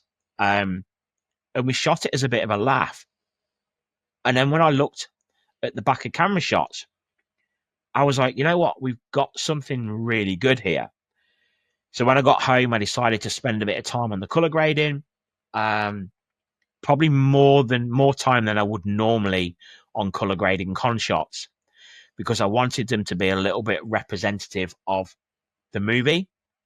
And I was absolutely blown away by the response that these shots got. It just, like social media engagement can be a little bit up and down at best, but the response we got to these shots was just absolutely fantastic. Yeah. And it just made it all worth it. Yeah, you gotta show these to Edgar Wright, man. Like, Jesus Christ, it really just like this is just like almost straight out from the movie. It's like, yeah, we have Simon Pegg and Nick Frost at home, but we managed to still capture the atmosphere of Hot Fuzz. So holy shit, dude! And the fact that you said this was just all available lighting. All available Fuck light, me, yeah, dude. in the store, yeah. Oh my No goodness. artificial light. Oh, you know what? All right. Thanks, man. That was the last one, yes. So, I don't know how warm it is over there where you are at the minute, Miguel, but it's a bit hot and sweaty here at the minute. That's Okay. better than it has been. I mean, Yeah. Tom's here. Yeah. Hot boy. Trying my best. Right. All right. Right then. So, Tom, over to you for your. All right. Now time to Image embarrass selection. myself after you guys rock it. Oh, fuck off, man. Come on, man. Alexa, office light on.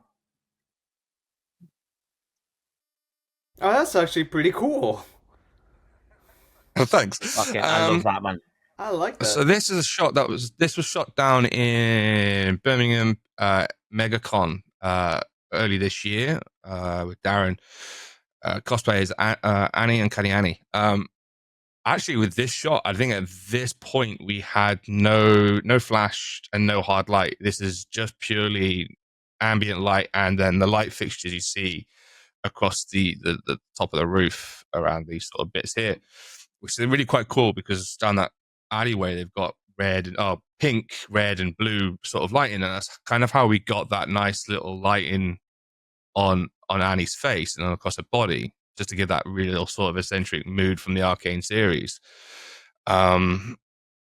Yeah, it was just, and then we just obviously got the nice little bit of light coming down the back end of the tunnel. It was quite a nice bright day that day, actually. Yeah, it was. Yeah, it was like March, but it was quite sunny, wasn't it? It was a very sunny day, so this works really nicely with that light coming down at the back. Is a nice little element to this. It almost kind of reminds me of like David Fincher's color palette. Like, if you ever watched like a David Fincher movie, it's like the two most like prevalent tones are like teal, cool blue, and then like warm yellow. It almost kind of reminds me of that. It just adds more, like, it just makes the image a lot more interesting. It doesn't necessarily stack. I have this thing where I quite like sort of the cooler colors palette than I do sort of going warm, but I generally sometimes then do jump into the warmer palette occasionally when I feel like the cold's not working as much. That's really cool. Where's me? I'm on the wrong page. That's why. This one, this is one of my absolute favorite shots. And recognize that location. Yeah, this shot was taken last year at Gloucester Prison as part of Secret Con. On the second day, Joey in the shot, me and him went out drinking the night before, and we were a little bit hungover in this. So this kind of works perfectly for like his character portrayal of the Punisher. So him sat there posing, that's him dying because he's absolutely hanging. So he's doing out of his absolute ass. So he is literally that rough. I think in this shot I am using flash. The flash is actually in the cell with him. I think I had it on the softbox of the 65. Not grated. I think I had it just turned down low.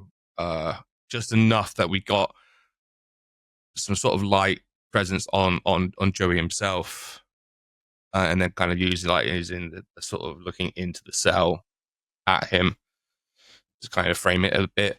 But yeah, this is one of my absolute favorite shots that I've done. Yeah, it's a beautiful shot, man. It is. That's beautiful.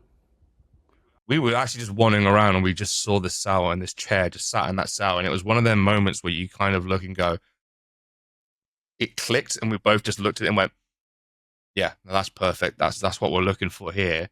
He says, well, what do you want me to do? I was like, just sit in the chair. Just, you're hanging. You've just had we were trying to embody the Netflix series of Daredevil where he has the fight scene in the prison after meeting with Kingpin. So this is where obviously he's all bloodied up, he's been battered. So we're like, you've just had that massive fight and you've just returned to your cell and you just sat there. Sort of thing. That's kind of the route that we went with this. A little off center. Yeah, I just absolutely love that. We were meant to shoot this back in October last year at MCM, but they put a lot of the restrictions in. So we thought, do you know what? Let's plan it and we'll time it in a different venue.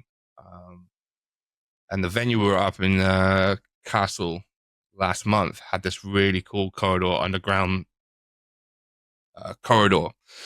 And we found this bit with the stairwell there. And this is taking inspiration from Disney's version of Daredevil, Born Again, just before he goes in and has the fight with Muse.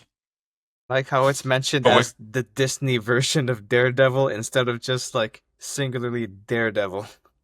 Okay, so Daredevil Born Again season 1, episode whatever. But that was kind of the inspiration we went with this, and this is in collaboration with Darren as well. So Darren has his versions of these as well, which worked very differently but very much the same because we used the similar lighting. We used the AD300 with the The 50 little gridded 50-degree gridded reflector. one of these things on it. So give it more of a hard light on him to kind of really push him on there. Like I said in the last image, I generally like to go more the colder colors, but I kind of looked at some reference material for the scene that I had envisioned with the Muse fight. And when you look at what they've done, they had it a bit more warm and a bit more color to the scene. So I thought, you know what, I'm going to do that. And this is where I was going to say, I was going to swap over and I'll show you something else quickly. I just want to make a quick note about like the photo that you showed before I got cut off.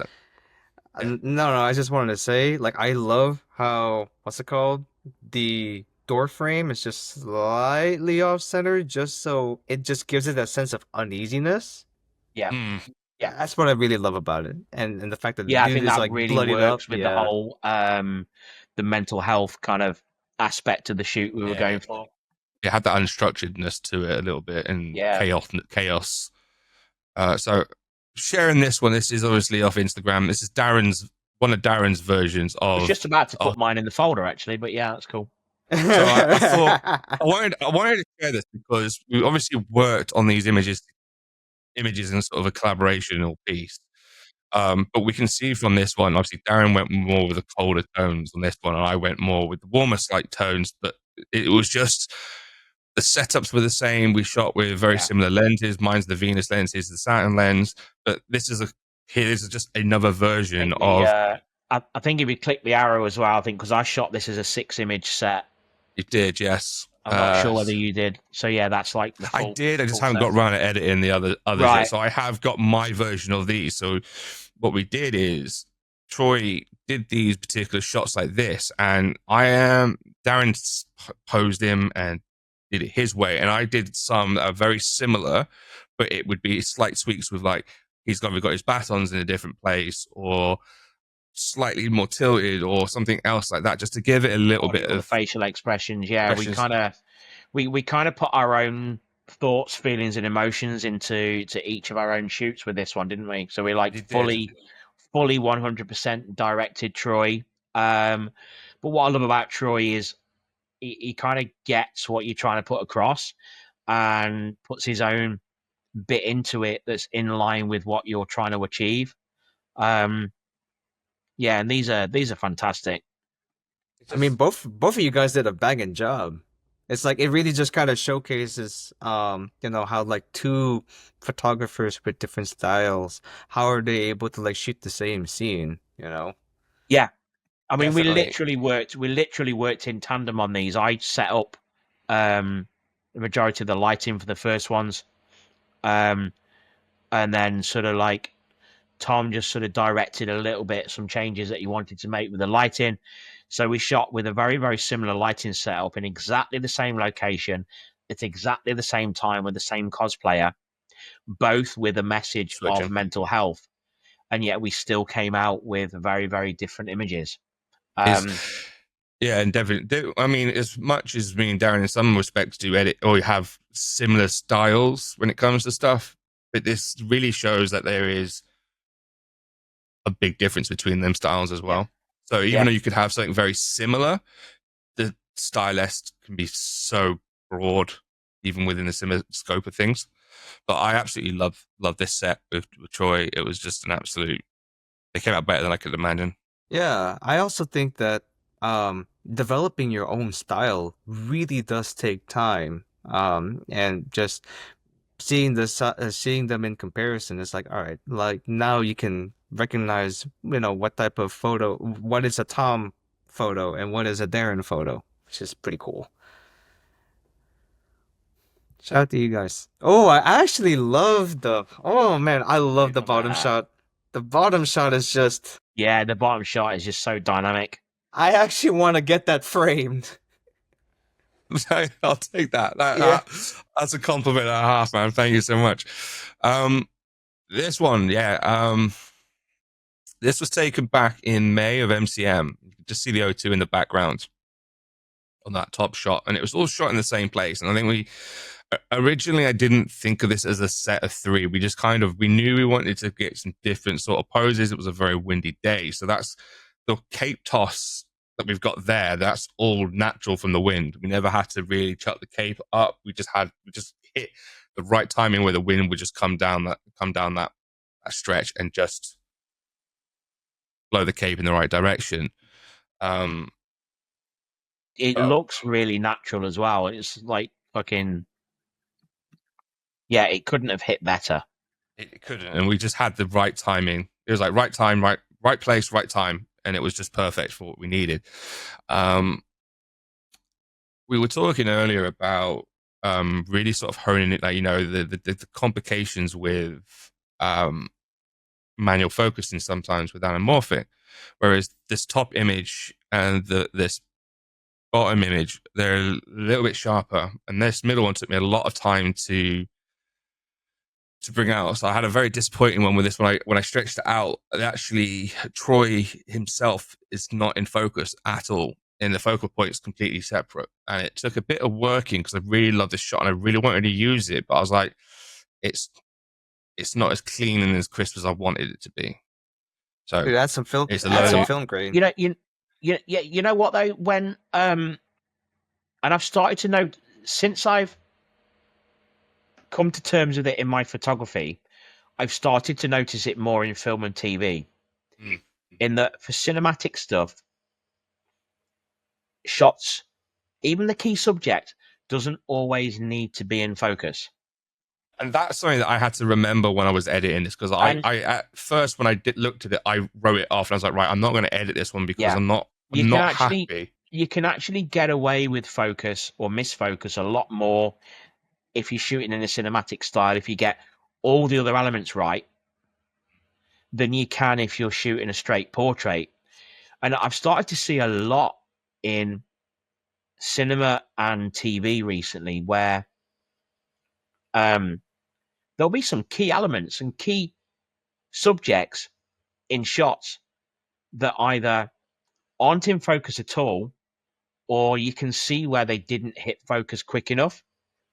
Yeah. And it's only because of my way of shooting and the style that I shoot that I've started to notice it more.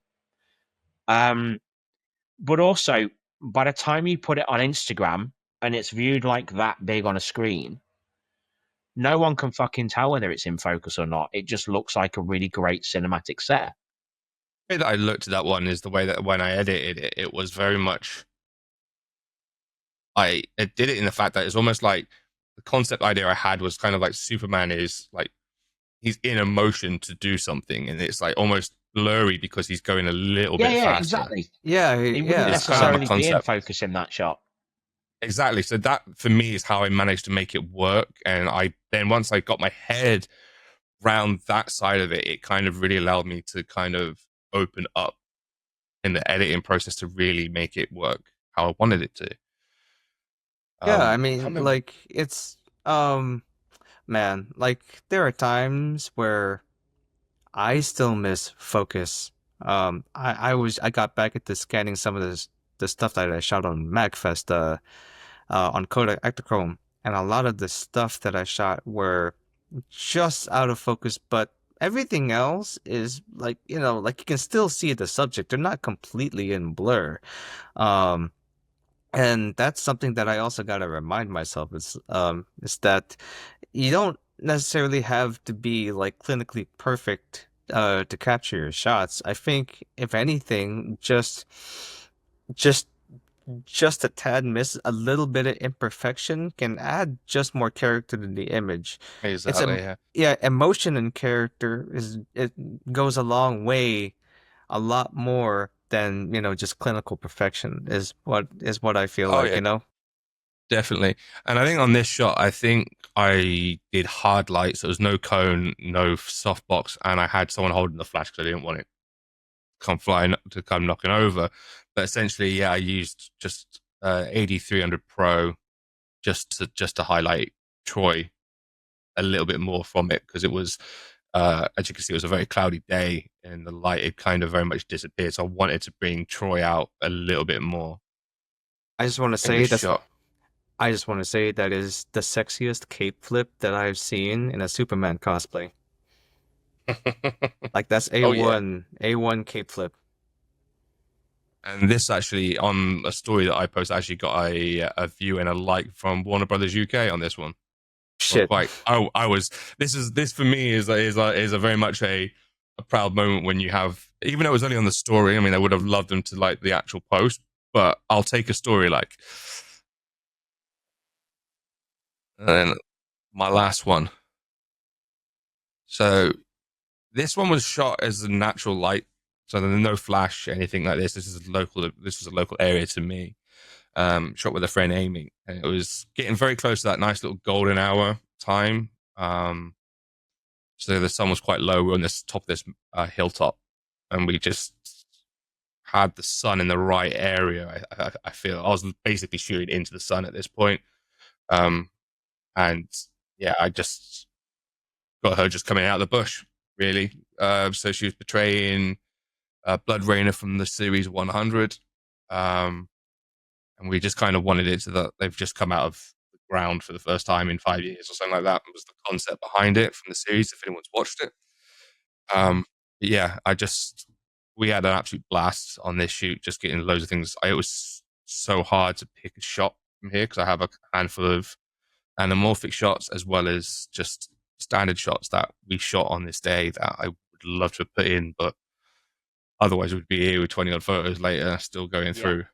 Yeah, but yeah, it was really tough. this became one of my favorites sort of in natural light. I didn't use any flash on that day. It was just fell nicely into place. But again, there's still some imperfections in this, but again, to a point that it works.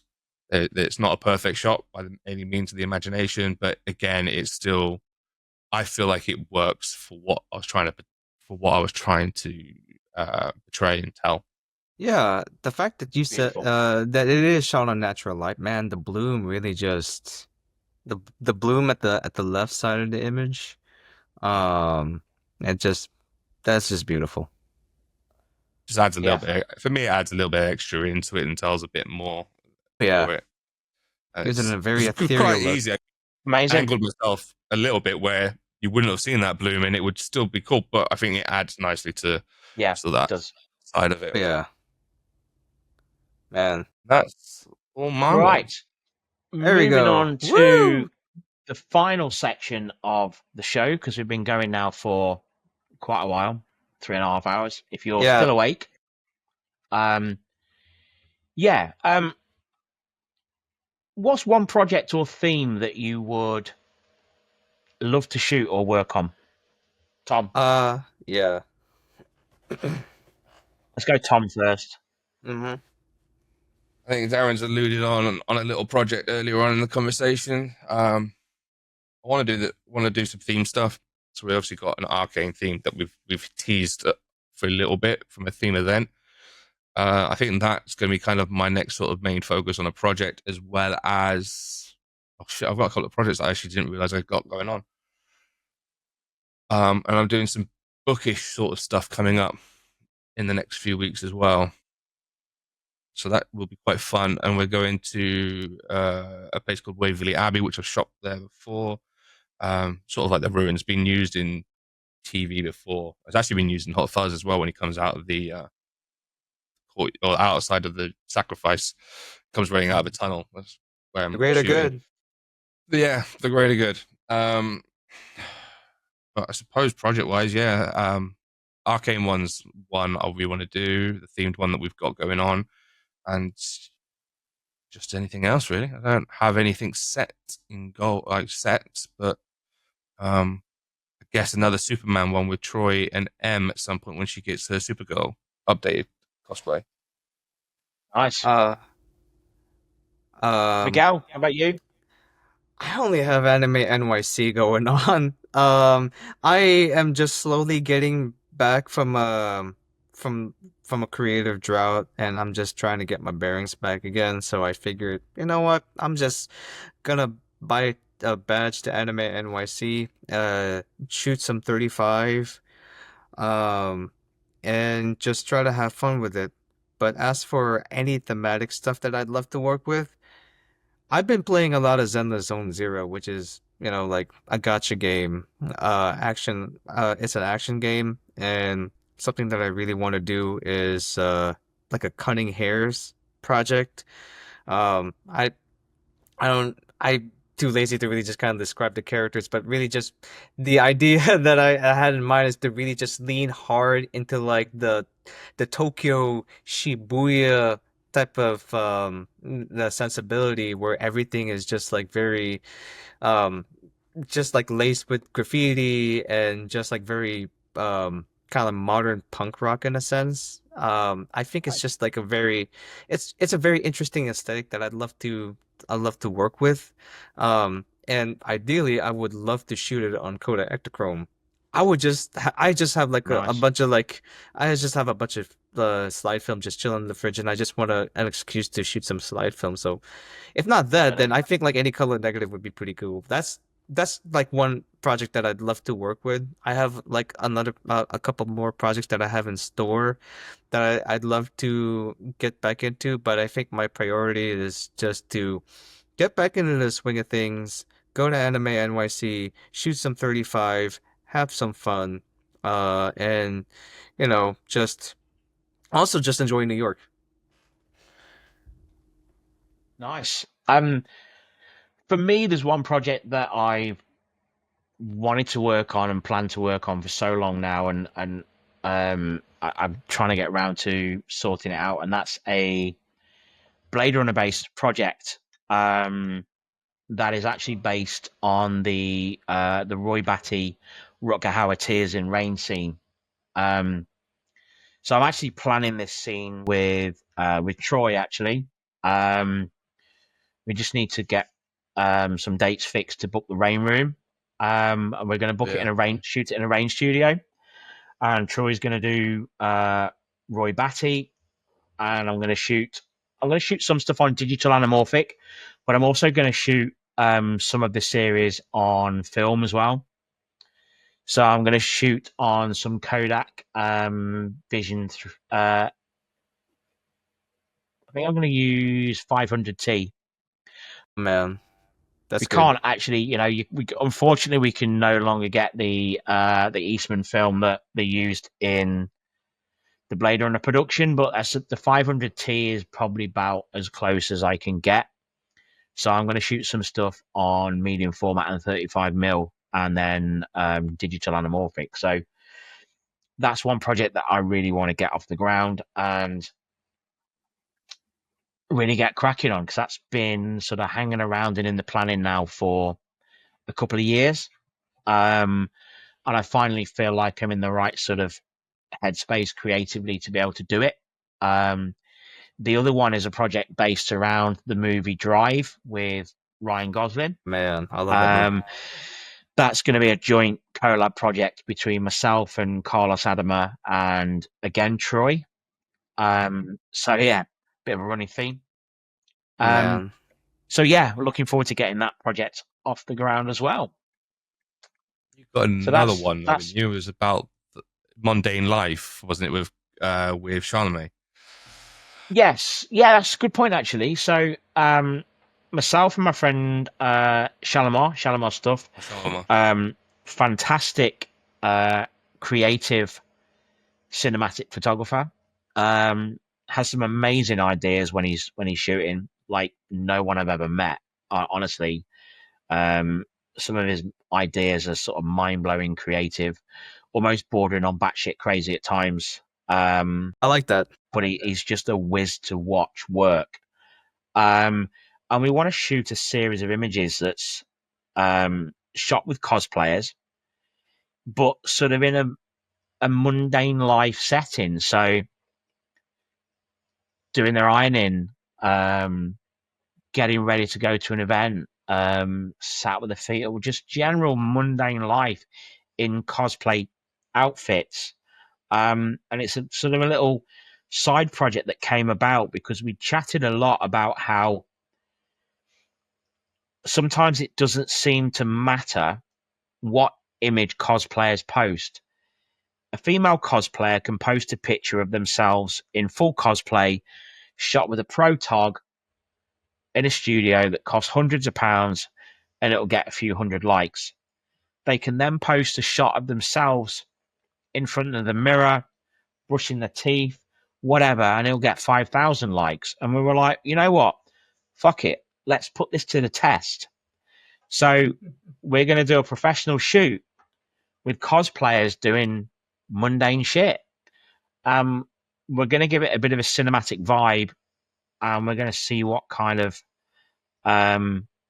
reaction we get. It'll be a little bit of a test in the water. So we're planning that at the moment. That's going to be an interesting one. I got an idea for your Go from there. project. I got an idea. Why don't you have like a cosplayer just like sitting in line at the DMV? Like I don't know, like something along the lines of like trying to do some stuff like with getting their driver's license and stuff. That would be interesting. That'd be really cool. Yeah. That's a great idea. Just stood in the supermarket or something like that, just doing the shop in the queue, waiting to pay for their Yeah, food. well, exactly. That's exactly the kind of Yeah. mundane stuff that we want to do. We're getting pulled over by the fuzz. Well, put Troy back into another shoot. Sir, do you realize why you were going like 120 miles an hour? I was in a hurry. MCN London is going on right now. Or maybe we could pitch Love that to in London as a skit. So we're going to move on to right. What's one piece of equipment that is on your radar at the minute that's either a piece of equipment you've wanted for a long time and you've been saving for, or a new piece of equipment that you've heard coming out, whether that be lens, camera? Let's start with you, Miguel. Leica M11P. Fair enough. Straight to the point. Love it. I mean, Tom? shit. For me, it would be the MS60R, the Godox lights, which are the LED ones with the colors. Yeah. Because They are they're small. They advertise to be about the same size as a little bit bigger. They're the same little size bigger. as an AD. They're pretty much the same size as an AD 100. Yeah, so it's a yeah. compact light system I would love, because then that'll fit nicely in my bag. Let me know when you want to buy them. I'll send you my affiliate link for Central Photo. I don't know how much more I can sacrifice giving up for the wedding to get more equipment. I It's mean, fine. Yeah. For me, I'm kind of on the fence a little bit. I was fully sold on the idea of the new Lumix S1 Mark II. It fucking absolutely stunning camera. When the S1R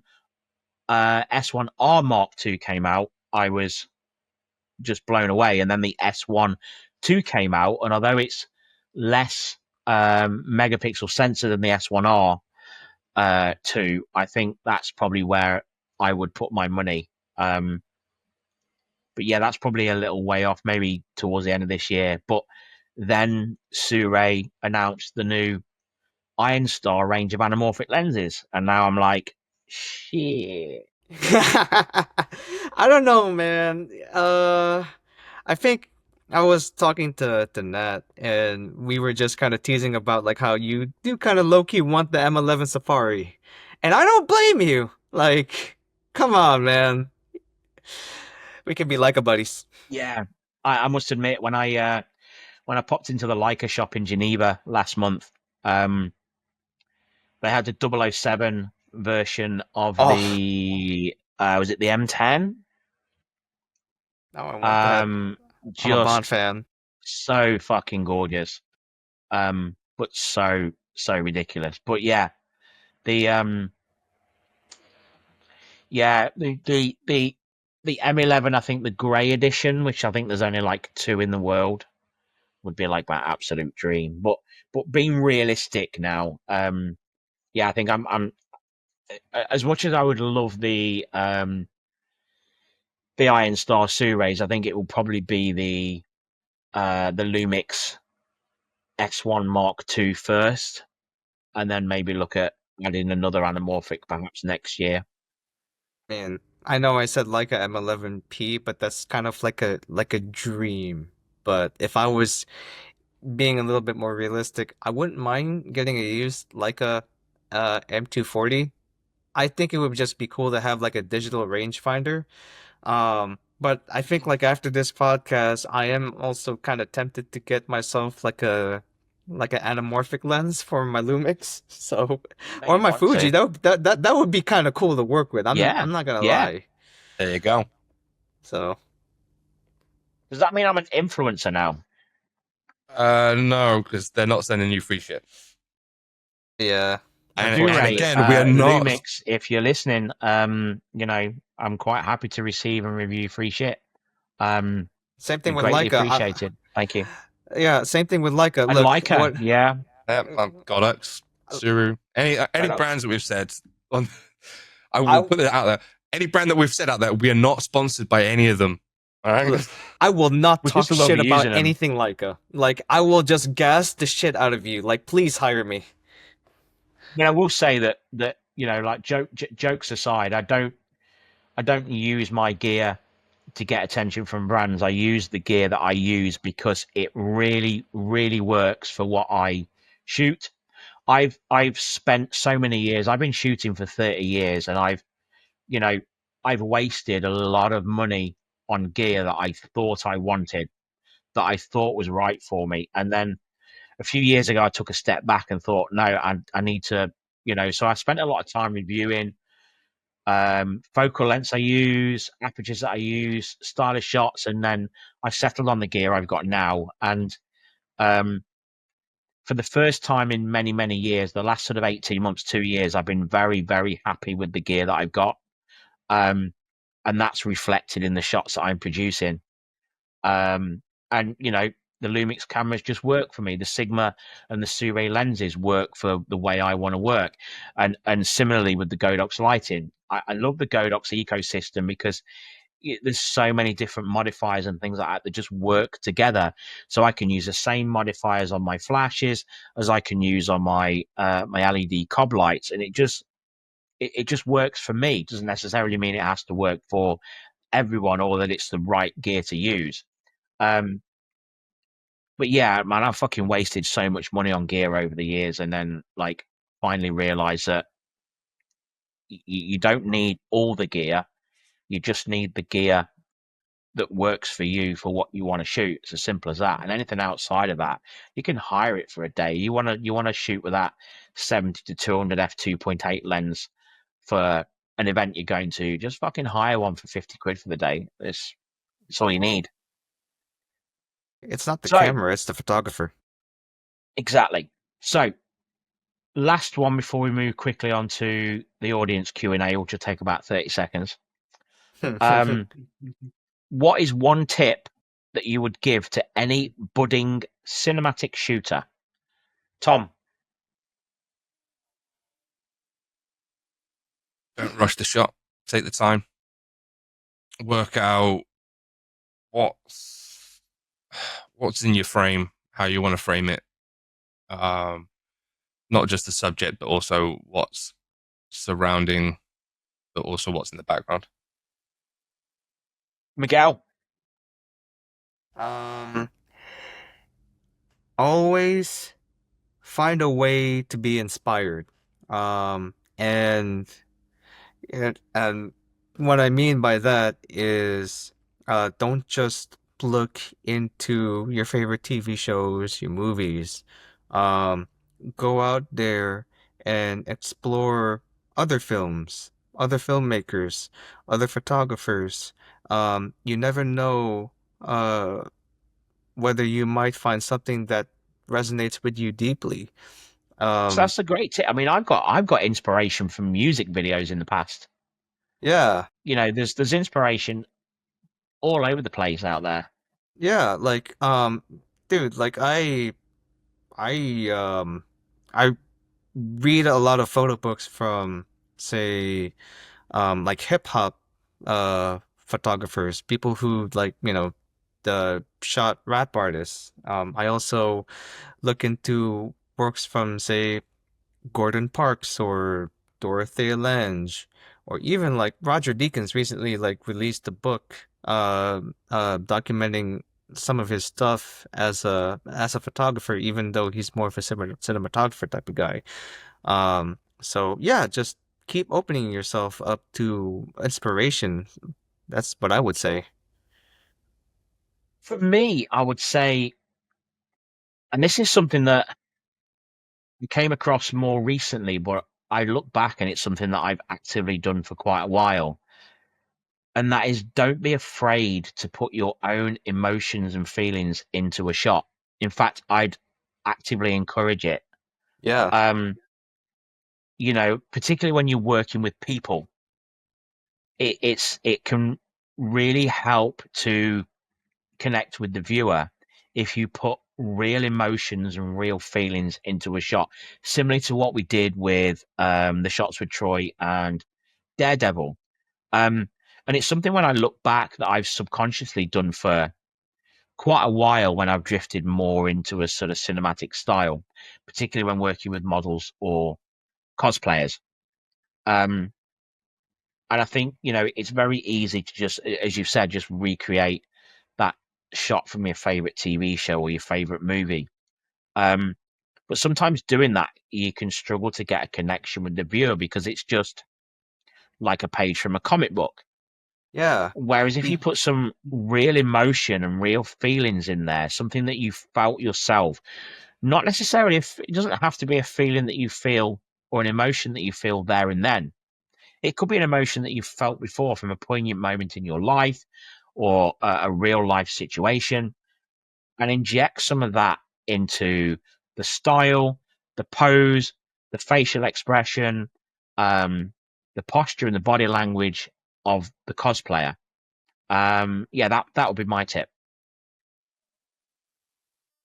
That's bang on, actually. So, Q&A. Q&A. I think we only got a couple of Go. questions on this one. Yeah. All right, so the first question was from Chris. Apologies, I butchered this. Chris Plainter1. How do you learn the? Oh, hang on. How did you learn the editing process? Was it trial and error or video/tutorials, especially Lightroom? Trial and error for me. It is really just getting more into the feel of like what I want. I guess like I'm more of like an intuitive learner. In the sense that when I'm working with something, especially on the creative front, I want to try to fine tune it and adjust something until I feel that it is right for me. I do like learn some stuff from video if I just straight up don't know how to do something. There's no shame in that, but for the most part, it's really just kind of like I just develop my own style in the process, but I also like look to others for inspiration. You know?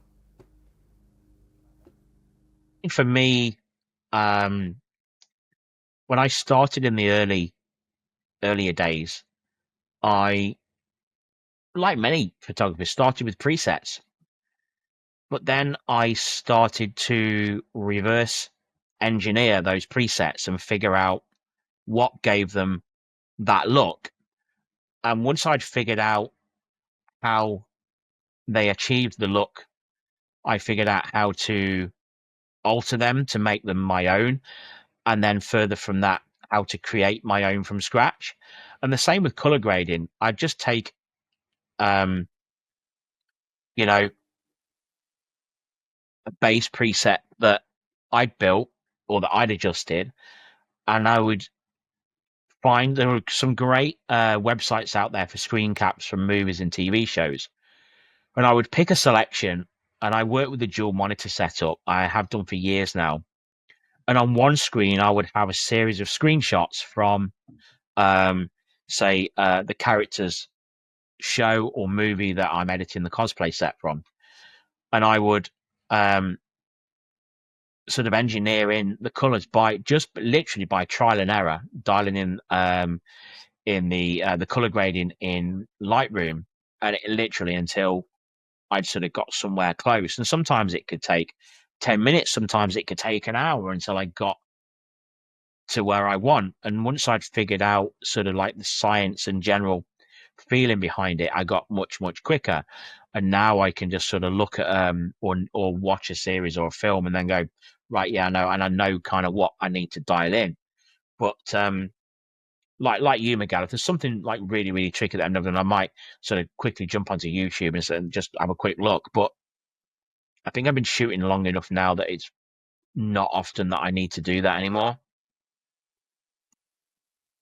I think for me, for me, a combination of different things is like starting out. If you don't know where you want to go, tutorials can help give you like an inspiration or an idea of how it will work and how the software works. But I think the best thing in regards of we're talking, say, like Lightroom Classic, for example, is put a photo, have a image in there, either one that you've taken or an image that comes from a source that you are able to download. Because there are packages out there that you can download to play and edit around with. It's just play around in the software, get used to the different sort of controls, what things do, how by doing what lever, how does that manipulate this and how does that manipulate that, and get a feel of what you're trying to find your style. As in, like, you only really find your style by playing and seeing what you visually like and what you're drawn to. Then again, it could be utilizing social media or online or videos to look at other photographers or videographers or other artist styles that you might gravitate to or you like, and you get in that inspiration from something to then bring back into your work to expand on because you find something that you are enjoying, be it any sort of form of media. So I would just say something like that. It's just that when you need to use YouTube, it can be good, but obviously using your keywords can be a pain in the ass sometimes. So Yeah. it can be a timely process where 1 minute you're watching a video for 20 minutes, you go, it's not quite what I'm after. So I would say bear with it. And another great one that I do is I ask other photographers I network with, I ask Darren all the time, like, here's an image, what do you think? And I'll ask for their feedback because that's going to be the best way of learning, because they'll see something that you might not necessarily see. And as long as you're open to criticism on something, you'll learn and you'll adapt it. Because the amount of times that I've gone, look, I need honest feedback on this because I'm not quite sure. Send it to someone to review and have a look at it, and then they can quite easily look at it and give suggestions back. And then if you just tweak it that way where they say it, you'll see it yourself. But another one that I do even to this day is, like, if I'm sat on an image now and I'm not 100% sure on an image, I'll save it and I'll come back to it later or the next day, and I'll have a relook at it and go, okay, let's see what I can do to change it. And I've done that. I've done that numerous times over the last few months where I've looked at an image and gone, there's something not quite right. I'm going to leave it. I'm going to put a pin in it and I'll come back to it. And I'll look at it again with fresh eyes. Yeah, I like those last two ideas. I always defer back to my friends whenever I'm in the middle of like editing a photo. I just ask them like, "Hey, what do you think? Is there anything that I could be able to do to improve it?" Or if I'm just sharing it in general. And one of my photographer buddies would suggest some adjustments, say like in terms of say cropping or like just trying to adjust accordingly to composition, or like how do I boost midtones or whatever. And I always heed their advice. I always just try to um I take on their advice, and and a lot of the times it really just works, and I love I love their suggestions. So really being open to feedback goes a long way. And also, like, if you just have any doubts about like something that you shot, it is also good advice to like, hey, I'm not really feeling this. I'm just gonna sit on it later. And then when you come back to it, it's like, you know what, this is actually not that bad. Yeah. one last point on this I've just remembered was, don't beat yourself up if you've taken a shot and you come home and you look at it later and you go, ah, shit, I didn't do this or I didn't do that on the day of shooting. Don't let it put you off, but allow you to then learn. So the next time you get there and you're like, Yeah. shit, I did this wrong last time. Now let's change that and let's do this again. Like, you're then adapting and evolving for your sake. Yeah, it's easier said than done. I'm It very is. critical. I am very critical of my own work. So yeah. Right, We what's are- the we last are- question then, Tom? So Woo! from Nat Slayer Cosplay, what's your favorite cinematic film, TV series, and why? I mean, for me, it's Blade Runner. It's sci-fi, dystopian, noir. It's the epitome of cinematic for me. I did a dissertation on it at college. Yeah, it's just utter cinematic perfection for me. That's it. The end. Mic drop. I'm done. Fair enough. It's also one of my personal favorite movies too. Um, I'll say Interstellar.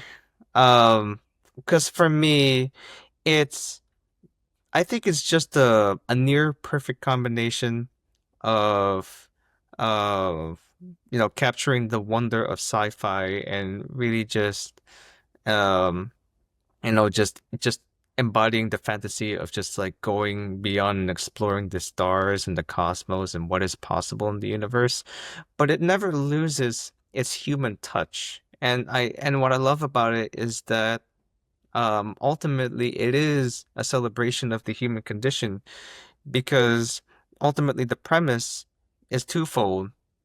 One, you want to find a new home for humanity to thrive in, but it's also a love story between a father and a daughter, and really just, how love does transcend time and space, you know? And I think it's very poignant, and especially when you decide to grow up as a parent yourself, or if you have like your own found family, like no matter where you are in the cosmos, there's always something that really just grounds you, that really just like that makes you want to keep pushing forward. And also like it also like it's the movie that really just inspired me to become a filmmaker. I remember seeing it on opening weekend on an IMAX screen, a real IMAX screen, and it just absolutely blew me away. It just changed everything. Beautiful. Um, Tom? One of my ultimate favorite films is 13 Hours. Michael Bay? Michael Bay's one, yes. Fuck yeah, I love Michael Bay. Michael Bay you can tell when you watch a Michael Bay film, it's a Michael Bay film. Exactly. There's certain elements to the way that he shoots, the way that he tells stories. I love this film from a cinematic point of view because I again, if we're going from a lens flare, there's plenty of them in there. It's not about the lens flare, but the way that he shoots that film, that it keeps you gripped to the action. It keeps you gripped when there isn't any action, when he's I've just not seen it, telling actually. I need to watch it. story. I know I've sent you the trailer for it, but for me, it is a film. In my defense, it's not the perfect film, but it is a solid film and a solid way of telling a story from different angles, from emotions to lighting to every sort of bits and pieces. And it's something that I really dig. I love the style. Have you You know, watched I love Michael Bay anyway. From I Yeah. grew up with the Bad Boys, the two first Bad Boys movies. I love those. Oh man, you know, Armageddon. like, Armageddon it's was just great fucking- too. Armageddon, yeah. Yeah. Oh man, I even definitely. love the first Transformers and the third one. I Yes. think like those are like Yeah. two like very good films. No, exactly. And you can definitely tell when you're watching his films that he has his own style. And he's taking the time to develop that, and Yeah. it always entertains. From an Yeah, yeah, entertainment point of yeah. view, you're always drawn Yeah. in to It what he's keeps trying you to say. immersed. Yeah, Mm. yeah, I'm absolutely. just curious. Have you ever watched Ambulance? Not yet. I keep meaning to. I keep forgetting about it. I very strongly recommend watching it. And I think like one of the biggest achievements about that film is not just the way that it revolutionized drone cinematography, Mm. but I also liked how, in spite of the movie being shot by COVID, he manages to really just lean hard into his sensibilities, but while also being pretty restrained. Like I feel like Michael Bay does his best when he's been given less to work with. Because like when you look at something like say Transformers 2 or Transformers 4 or 5 or even 6 Underground, incredibly big budgets and yet it's really just all over the place and it just divides a lot of people even more, whereas you see something like say Bad Boys or even Bad Boys 2 or like Ambulance or like 13 Hours, um like you really just it really just shows that Michael Bay he will lean into his sensibilities, but with just a lot less to work with, he is laser focused in delivering a good and entertaining story that happens to be like very maximalist in nature. So He's, I like yeah, I like that. he's very good at also putting that emotion across in different genres. Like you go from the style of how Armageddon was versus the relationship that Sam Witwicky has with Bumblebee versus then 13 Hours, where it's a group of soldiers in a fucked up situation. Yeah, You yeah. know, he has, and then obviously the love in Bad Boys between Mike Lowry and Marcus. Marcus. Thank you.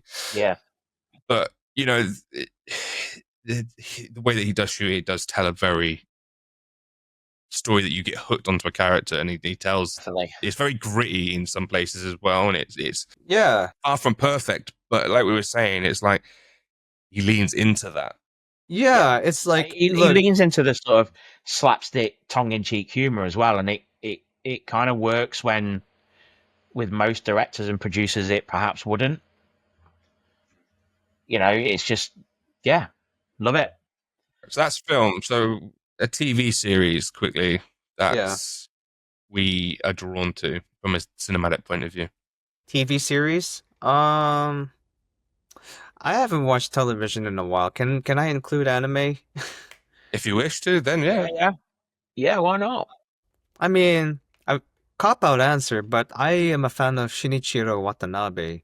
If you've heard of like Cowboy Bebop and Samurai Champloo, like those two seminal works are just like A1 quality TV shows, and it really just shows anime as like and the potential to create very interesting stories and to really just kind of like blend you know uh different elements together, say like with samurai cinema, feudal Japan, and also just throwing in some lo-fi hip hop into the mix.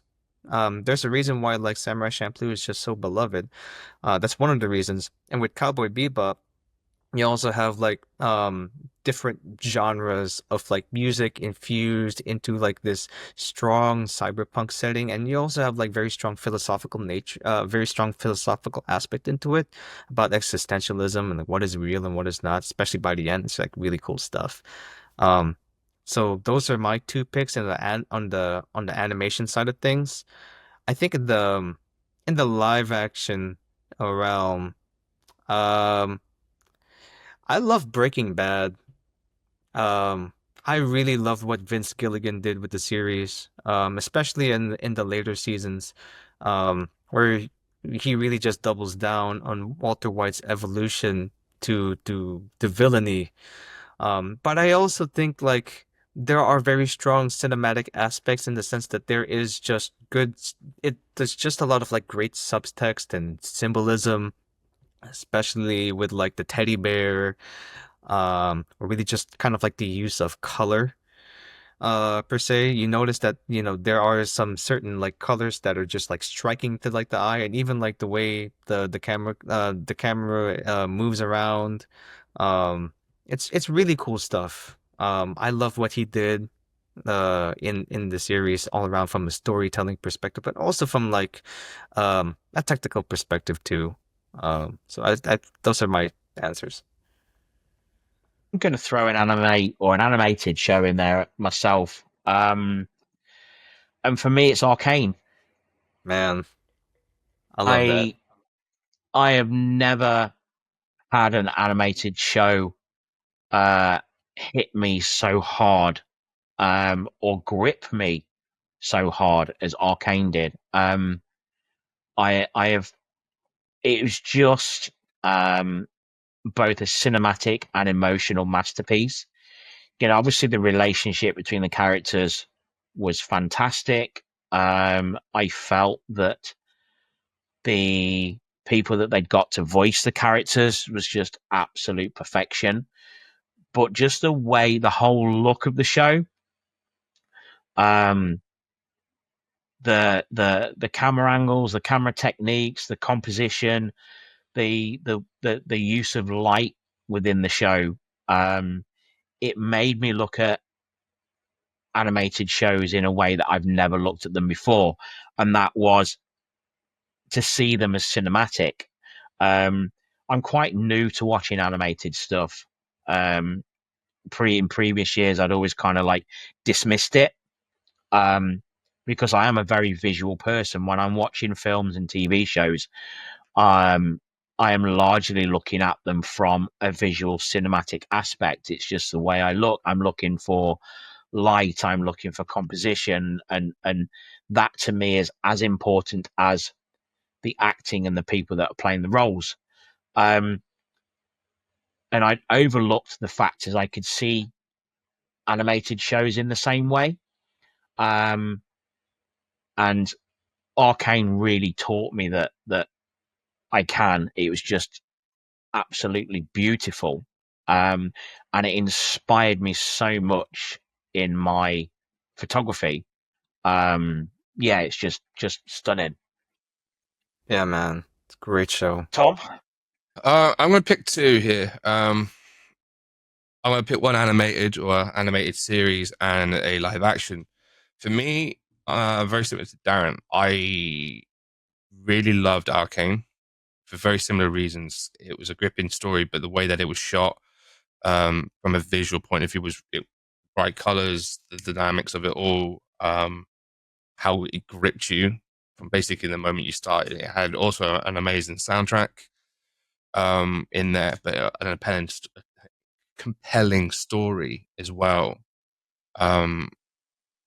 Again, it was, I would say easy to watch, but it was a pleasure to watch it. And I looked at it and go, if it can spark an idea at something and get me feeling a bit creative because, oh, they've done something, like, oh, that's really cool, I love what they've done there. And if it's sparking an idea, it really will lead me to really get invested in it a bit more.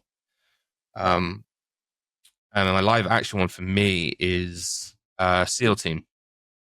I mean, there's a bit of a trend here, there's a military trend, but I just grew up with military stuff and being ex-military myself. But SEAL Team, I really love the dynamics of that. Again, the style of shooting was very gritty. Again, compelling stories. Brilliant cast, but they really draws you in. But it's a series that I can quite easily watch from episode 1, season 1, all the way through to season 7, and then as soon as I finish season 7, straight back into season 1 again. It's also, me and Darren were talking about this the other day. It's like, for me, it has probably one of the best television series endings that Really? be out there. Yeah, I'd agree, actually.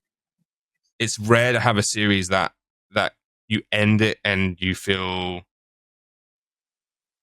happy that it's ended in a way. Yeah, I feel like it ended properly.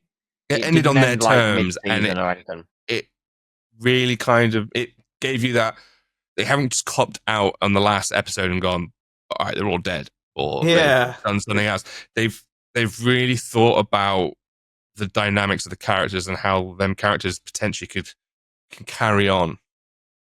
But again, it was a consistency from start to finish, from season 1 to season season 7, the cinematography from it was all very consistent through the whole process, and it was visually, for me, it was very compelling. It had really good angles from a cinematic point of view.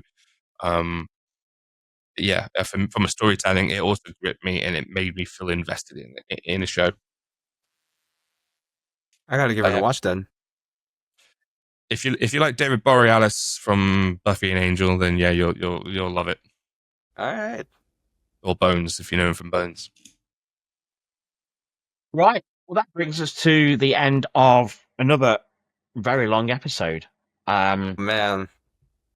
4 hours. So yeah, that's been be less than that by the time I cut it all. Well, less than that by the time we cut some bits out. Yeah. So yeah, as always, we've been your hosts, iPhoto UK and Switch_GN. I want to say a massive thank you to our guest this month, Miguel. This is Miguel Almario on Instagram. And what's your other account, Miguel? Well, I mean, it is this Miguel Almario, but I feel like I just said earlier that I am just starting my own film production company, and like you can see like more of my work on my website, which you can find on my handle. So there's that. I just want to say a huge shout out to Darren and Tom for having me on board for this podcast. Welcome. Technical difficulties and all, so I really appreciate you guys being patient. It has been a real honor and a joy to really just Likewise. yap the Likewise. yap about camera stuff and also like the things that we're Yeah. passionate about, man. Thank you so much. So Thank we've you. been Cosplay Togs and All Things Nerdy. You can find us on Instagram, YouTube, Spotify, Amazon Music, TikTok, as Cosplay Togs and All Things Nerdy, pretty much. Or just go to our cosplay.tog.all.things.nerdy on Instagram and follow our link tree. You can find us there. It's been fantastic to talk about all of this with a bunch of nerdy friends. We'll look forward to more episodes over the coming months. Take care and we'll see you all soon. All right, guys. Cheers. Cheers.